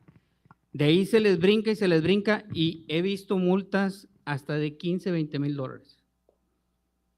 Porque se empieza por el sobrepeso, porque después se le sigue a la registración, porque después resulta que el chofer tenía vencida la licencia y se va complicando el asunto. Entonces, eso es lo primero, educarte desde tu casa, es lo primero que tienes que saber, ¿sí? De los errores más comunes que cometemos al manejar los permisos, como es lo que nos decían, es no saber el tipo de vehículo que traemos para lo que vamos a mover. Eso es lo primero. Si tu personal que tú pusiste al frente para tramitar el permiso no sabe ni lo que es un rodado sencillo o un rodado de tándem, no lo pongas a tramitar los permisos, porque va a cometer un error. Si no sabe hacer cálculos de cuántos ejes ocupa para cargar lo que vas a mover, no lo pongas a hacerlo porque va a cometer un error. Si el chofer no sabe utilizar un equipo de ejes múltiples, no lo hagas que lo mueva porque va a cometer un error y te va a causar multas excesivas que al final de cuentas las vas a tener que sacar de tu bolsillo, aunque el productor o aunque el dueño de la mercancía te diga, yo te la recupero. Por lo pronto, tú eres el que va a desembolsar. Entonces, no lo hagas por ningún motivo. Atiende la mayoría de los cursos que tú necesites. Edgar, si me permite Sí, sargento. tantito. Adelante. Señores, de los que levantaron la mano, los transportistas, ¿cuántas compañías transportistas hacen sus propios permisos del Hidalgo County RMA? ¿Y cuántos de los transportistas ocupan una compañía que les hagan los permisos? No, sí. La gran mayoría, ¿verdad? Esos son los errores. Entonces, la compañía que les hace los permisos o cuando se los entregan a ustedes, les indican al chofer, estas son las rutas que pueden transitar. Porque el 99% de los que vemos en la oficina, les preguntamos a los choferes, ¿sabes a cuál ruta puedes transitar? No. Todos nos dicen que no. Nunca han visto este mapa. Y les explicamos día tras día, tras día, tras día. Lo mismo. El mapa no lo conocen. Esa es la razón de que si acaso están afuera de la ruta, este permiso no lo honoramos. No quiere decir que es tan válido, el permiso está bueno. Pero en ese tiempo, cuando ustedes estaban afuera de la ruta, este permiso no se lo puedo dar. ¿Ok? No es válido. Ya nos pasamos un poquito más hay otra reunión, ahorita la una aquí. Por favor, Edgar, si puedes hacer corto el mensaje, el comentario que tienes.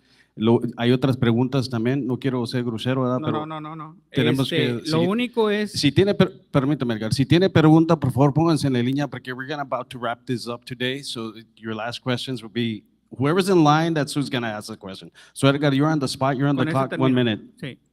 Aquí nada más entiendan el problema que tenemos, ¿sí? Porque Dante lo dijo, una vez que cargamos de aquí y salimos para allá, ellos no tienen problemas porque se ajustan a las 80,000 libras. Pero el que viene de México, el que viene de exportación, viene cargado con el peso que le tolera el manejar en México, ¿sí? Y si tú traes el peso de allá, tienes que saber calcular exactamente cuánto es lo que traes para saber lo que vas a permitir. Entonces, si tú quieres usar el permiso del DOT, Tú tienes que saber que solamente puedes usar 88,000 libras. Si quieres usar el de Hidalgo County, tienes que saber que solamente te permite 125,000 libras. Ese es el detalle que tenemos. Y el de Hidalgo County ya nos dijeron, si estás fuera de ruta, pues no es válido. Esos son los detalles. Como quiera, si tienen dudas, pues ahí vamos a estar y los vamos a poder apoyar en español. Gracias, Edgar. Esto es muy sencillo. Usted está en el área de transporte, usted conoce su transporte. You own a business, a transportation company, you should know, honestly. I'm not saying the people that are the importers. That's something that we as a city have been looking into. That's nothing that we can control. That's at a higher level with the HCRMA. He just explained it to you guys. Él se lo explicó. Pero lo que quiero decir es esto. Estas son preguntas repetitivas. Y yo tengo en esto 9 años. Yo vengo de la industria maquiladora. Esto ya, desde que yo cargaba mi flete, el que firmara el bill se le instruía. Cuando tú firmas tu bill, tu PLL, tu bill of lading, y se te da el permiso de sobrepeso o de sobredimensión, todo empieza desde el punto que se está cargando y cómo se está cargando. Para que evites problemas, por favor. No somos novatos, no somos nuevos, estamos hablando nomás para lo que es la industria de transporte. You guys are importers. It's something that, you're not the first one, trust me. There's a lot of people that have the same issues. Hay muchos problemas que estamos recibiendo mensajes, pero es esto, lléveselo con usted y dialóguelo un poquito. O sea, ¿qué estoy haciendo incorrecto yo? ¿Quién es mi personal? ¿A quién estoy contratando? ¿A quién tengo en safety? ¿A quién tengo en, no sé, en el área de ACE, en Imporex, no sé? Pero todo esto empieza en casa, en la empresa. ¿Cómo estamos instruyendo y cómo estamos capacitando a nuestros operadores? Eso es todo. Aquí hay sesiones, hay asociaciones. En este caso, si eres parte de importación de perecedero, está TIPA, está el Texas Trucking Association para el área del Americana. Es muy diferente, ¿ok? Canacar es en México, TXTA está en el lado americano. Y no le estoy diciendo, simplemente que, oye, pues si yo no estoy metido en este, pues yo le cacho, digo, vamos a meterle un poquito más de ganas ahí, para que ustedes eviten esos detalles y esas multas que sí, yo también las he visto, pero eso no lo controlan otros, lo controlan los jueces de paz, el Estado, ni el juez de paz, el Estado es el que tiene un margen y un límite. Señor, adelante. Buenas tardes. Mi pregunta es sobre el permiso de sobrepeso. Ahorita con la temporada de lluvia, si está lloviendo, ¿se cancela automáticamente el permiso de sobrepeso? ¿Qué es una condición peligrosa? ¿Una lluvia ligera? ¿Una lluvia muy fuerte? También los agentes aduanales nos dicen el pavimento está mojado después de la lluvia. ¿Qué se considera peligroso? Y después de que pare la lluvia, ¿cuánto tiempo el pavimento está mojado para poder circular? Ok, me imagino que usted se está refiriendo a este permiso. Correcto. Este permiso te dice que no puede estar la carretera, no puede estar lloviendo, no puede estar neblina, no puede haber escarcha, no puede haber nieve. Hay muchas restricciones. Ahora todo va a quedar en el oficial que lo pare. Si en la experiencia de él ha sido de que hay muchos accidentes en esta carretera por X razón y está mojada, está haciéndolo nada más peligroso. Mi recomendación es, si acaso está mojada, este permiso no lo ocupe, no lo compre, no lo muevas. Pero porque para la todo va a estar siguiente- en la interpretación del oficial, en lo que él puede interpretar de que sea peligroso en ese entonces. Quedamos a la interpretación del oficial. Así es. Porque la semana que entra, lunes, martes y miércoles hay lluvia. Ujú. No hay algo. Ahora no le estamos diciendo que no puede circular, nada más que tiene que ser en un peso menos, 80 miles. Y puede circular todo lo que usted quiera. PTI, disculpe ahí, oficial. Entonces, ¿el permiso anual sería algo que funciona? El permiso anual, esa restricción se la quitaron. El permiso anual, que es el que le estábamos presentando aquí. Te da hasta 5 condados y son $300 anual. Te cuesta $250 o $200 más lo que te va a cobrar la compañía para tramitarte el permiso y nomás lo puede hacer una sola vez. Sí. Y tiene restricciones.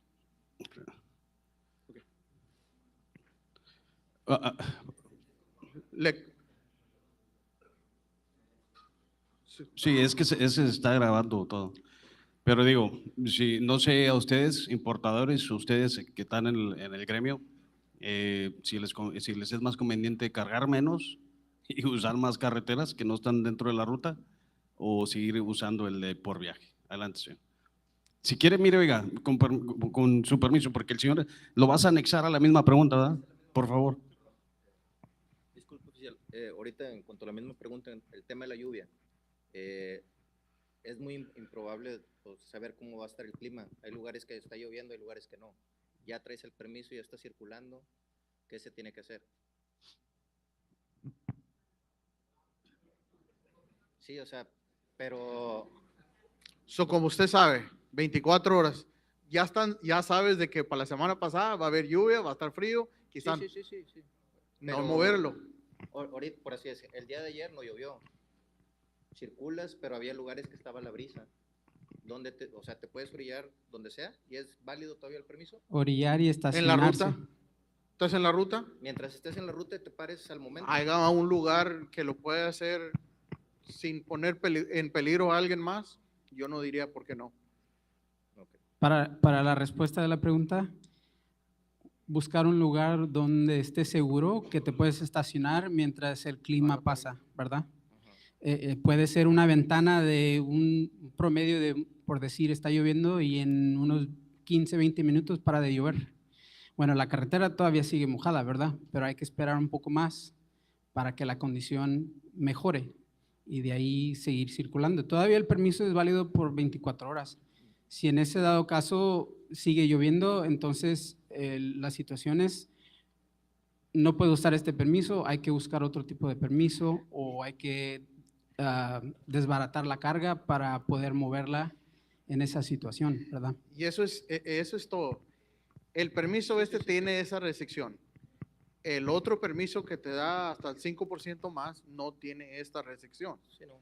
Todo dependiendo de cuál permiso quieres. Sí, no, vaya, hablo en lo personal, usamos el permiso de los 125,000 libras, pero en el momento del lapso que está buscando el operador, buscar dónde estacionarse, ustedes nos ven, o sea, ¿va a quedar a criterio de ustedes entonces? Así es.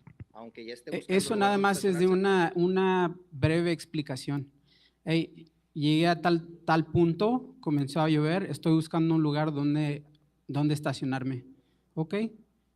Comunica esa situación y te entendemos, ¿verdad? Hasta te podemos ayudar en buscar un lugar donde apropiadamente estacionarse para esperar. No hay problema así, ¿verdad? Pero todo va a quedar en la interpretación, ¿verdad? ¿Quieres perder tiempo? Te va a traer de donde tú estás, para atrás a la base o donde sea, a donde te va a estacionar, tienes que esperarte. Usted sabe si el tiempo va a estar bien o no va a estar mal. Si tú te quieres arriesgar porque ahorita está lloviendo, quizás al ratito no va a estar, déjame irme, pues ya queda en ti. Todo surge con planear. Sí. Siempre estamos en la industria donde hay cosas que no puedes remediar, ¿verdad? Cosas que, ¿verdad? Pero trata de poner un plan a prueba para saber. Si vas a llegar a otra ciudad, hay que verificar qué tipo de clima va a estar ahí, ¿verdad? Y si tienes ya contactos en ese lugar, una llamada, hey, ¿cómo está el clima ahí? Oh, ¿todo bien? Bueno, dale gas, ¿verdad? O, hey, ya hay 80% de probabilidad de que ya comience a llover dentro de la media hora. Bueno, no me arriesgo. O cargo menos con el otro permiso, no hay restricción sobre el clima y dale gas. ¿Ok? Gracias. Una pregunta antes de proceder, una pregunta que tenemos en línea. La pregunta es oficial. Is it the same thing for the port of Pharr versus other ports? Meaning, is it the same? Yes. This enforcement is from Brownsville, well, all ports of entry. So you guys are doing the same Everything the operation same. Yes. elsewhere? So this enforcement that you see here Yes. is Brownsville, Arlington, all throughout the entire Texas coast, Texas the border. boundary. Yes. So la pregunta era, ¿es lo mismo para el puerto único, esta área, zona de Pharr, Hidalgo, Progreso? No, y la respuesta es que no. El enforcement la ley es aplicada desde Bronzeville hasta lo que viene siendo la frontera, hasta, si quieres Laredo, Zapata, no sé, Río Grande, Roma. Eso es. Yes, sir. The 125,000 pound permit Yeah. is only allowed here in Hidalgo and Cameron. Yeah, You won't per see county. it in Laredo, you won't see it in Webb County, you won't see it in El Paso County, so it's only restricted to RMA, so that's a luxury they have here that Okay. other port of entries don't have. So Yeah, so- that's so- the only difference. But it specifies there in the permit, Yes. the En, counties. en Okay. español, el permiso del condado, el HCRMA, es un lujo que esta región tiene, porque si atraviesa el estado y va, por decir, a la ciudad del Paso o a Laredo, allá Piedras Negras, Eagle Pass, ninguno de esos condados tiene el lujo del permiso que tienen aquí, de hasta 125,000 libras. No lo van a ver ese permiso allá, por eso no hay que abusarlo. ¿Sí entienden?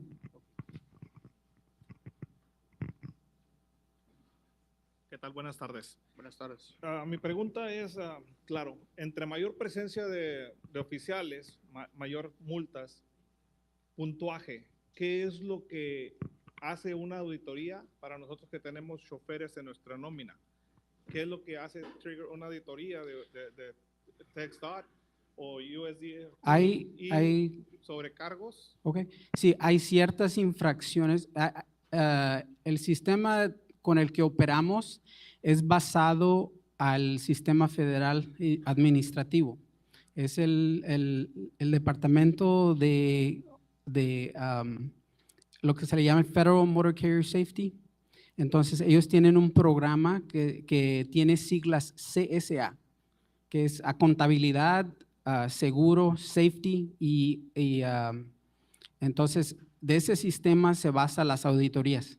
Hay ciertas violaciones o infracciones o ofensas en ley y en regulaciones que automáticamente levantan una bandera roja. Cometiste una infracción, por decir un ejemplo, el chofer es parado para inspección y se le nota que el chofer va bajo la influencia de alcohol. Automáticamente bandera roja. ¿Ok? Hay ciertas ofensas que van a hacer eso. They're going to trigger that. Es como no traer licencia, no traer bitácora, alcohol. Sí. Son como unas 6 diferentes que Son- automáticamente Son varias categorías. hace una auditoría. Cada multa lleva un tipo. Sí, unas cada llevan puntos, otras categoría- no llevan puntos. Sí, cada categoría es asesorada a puntos y eso lo puede localizar en la red del sistema federal. Todos tienen acceso. Si es transportista, pueden crear una cuenta y la cuenta les va a autorizar ver el perfil de esa compañía, de esa compañía de transporte. Cuántos puntos hemos acumulado durante este periodo de tiempo y van a llegar a cierto punto. Si son infracciones menores, como un foco que se te fundió o algo por la mayor parte que es una infracción de menor, se van acumulando los puntos al perfil de la compañía. Llegan hasta cierto punto donde dicen, esta compañía, si la comparamos con 20 otras que son del mismo tamaño, de los mismos recursos, tienes una compañía, tienes 10 camiones, 10 choferes, te la vamos a comparar con todas las demás compañías que son del mismo tamaño y del mismo recurso y llegan a un cierto nivel. Dice, si te pasas de este punto, va a haber una alerta. Le vamos a mandar una carta a ese transportista o esa compañía. Mira, estás dentro de la zona amarilla. Y si no comienzas a mejorar, a hacer cambios, entonces vas a llegar a la zona roja y vamos a comenzar las entrevistas, las auditorías.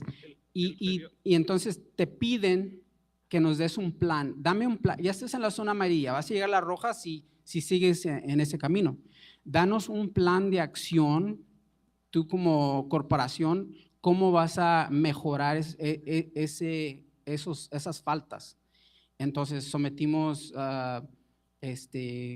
por rutina, vamos a dar reportes de mantenimiento y entrenamiento a los choferes y esto y el otro.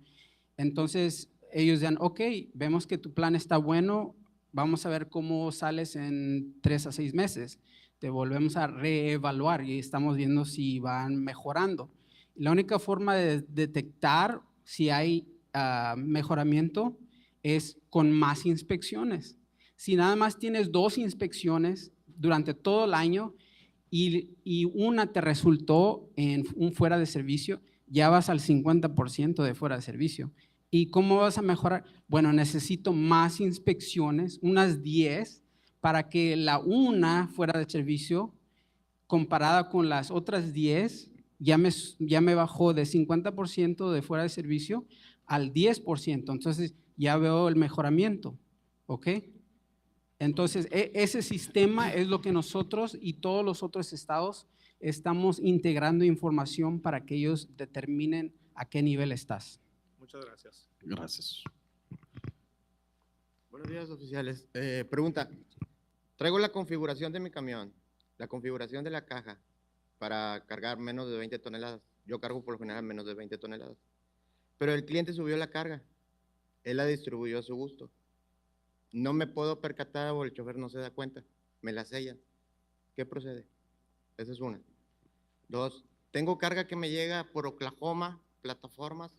No sé cuántos estados entren aquí a Hidalgo. Trae el permiso.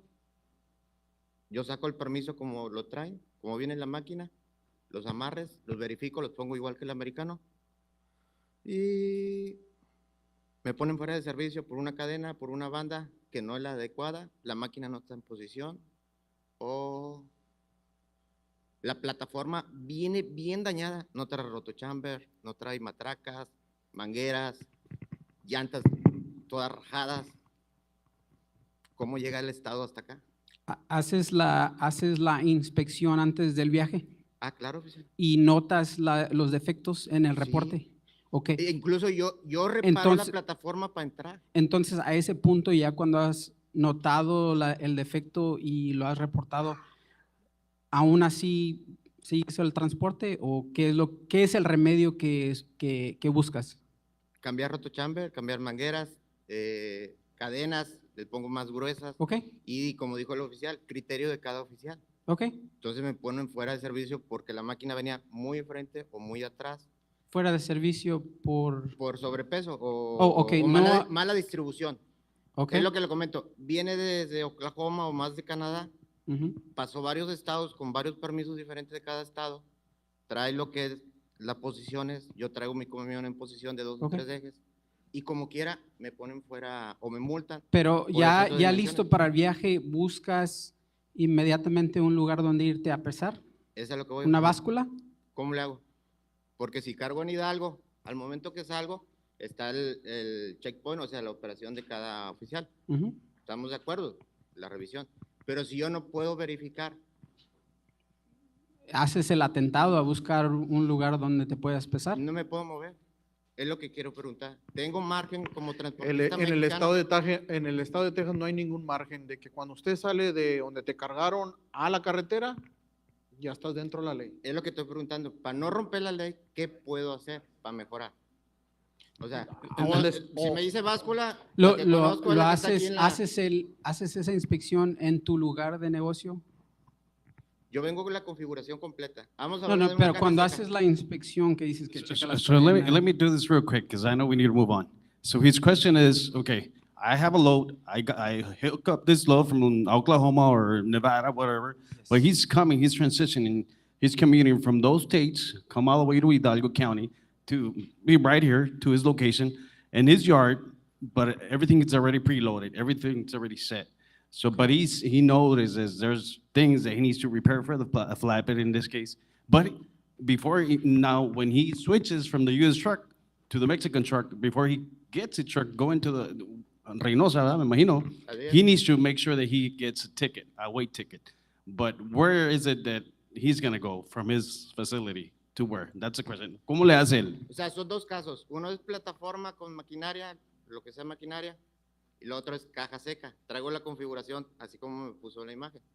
Pero el cliente distribuyó mal las 18 toneladas dentro de la caja. Yo ya no puedo saber cómo volver a checar eso. Tengo que pasar una báscula para correr o adelantado, trazar los ejes Ok.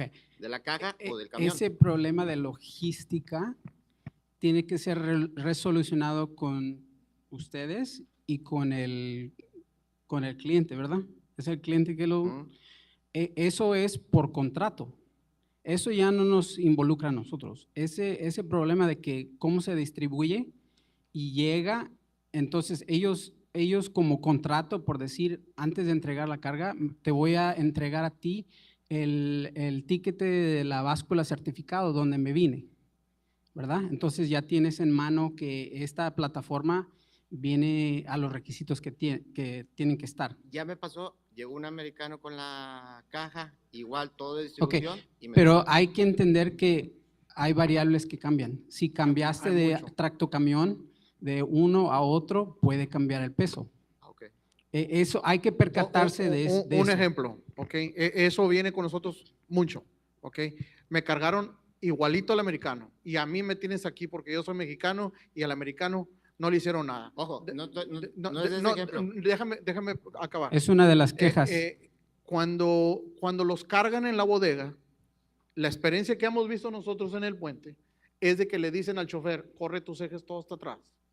Corren los ejes hasta atrás y ya lo cargan. ¿Ok?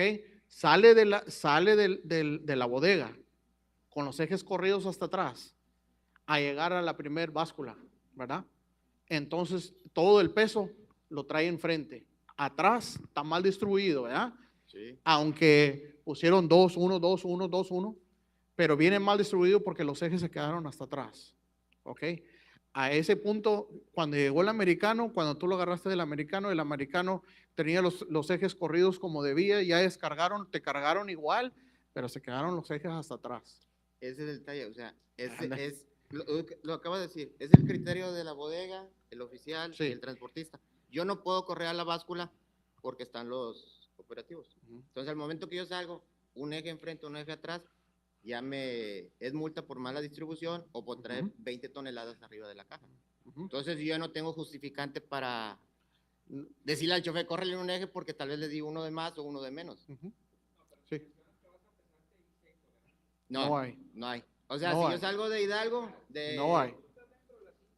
No, sir, no hay. No. No. Entonces, pues eso no hay nada en ley. No. Sí, entonces, es ese, lo que dice, ¿cómo se le dice? Argument. Ese argumento es válido con el juez. y lo entendemos. Ahora, en tocante al lado de enforzamiento, no hay no hay póliza, el DPS no tiene póliza y la ley también no hay indicación o guía para remediar eso, para decirle al transportista, te vamos a dar 5 millas para que te vayas a pesar. No hay nada y es bueno que hagan mención en eso, porque es algo como que dicen, hey, hay que hacer un cambio o algo por el estilo. Entonces, para eso estamos, porque si traen eso a la atención de las autoridades, puede que en un futuro bien cercano haya una póliza o un cambio donde se permita eso. Pero ahorita mismo, en este tiempo, no hay nada para remediar ese problema. Entonces nosotros nos basamos a lo que está y las pólizas que tenemos y es todo lo que podemos tener nosotros. Entonces tenemos las manos atadas en ese sistema, por eso la como habían estamos de acuerdo, mencionado. o sea, entonces sería conclusión, cada vez que Y la una carga, solución pagaría una multa entre 500 a $1,000. Entonces, las soluciones que hay que buscar es por intermedio. Podemos contratar a una báscula en la bodega donde estamos cargando o, O sea, esto es para que yo hable con mi cliente y decirle, ¿sabes qué? Hay que buscar un nuevo proceso para levantar. Sí, es todo eso. algo que en conjunción con el cliente se puede remediar. Nosotros O sea, no no con el cliente, podemos, con en la nuestra bodega. parte no podemos solucionar ese Porque problema. tampoco voy a estar absorbiendo el pago de cada de 5 o 10 cajas de $1,000 de cada una.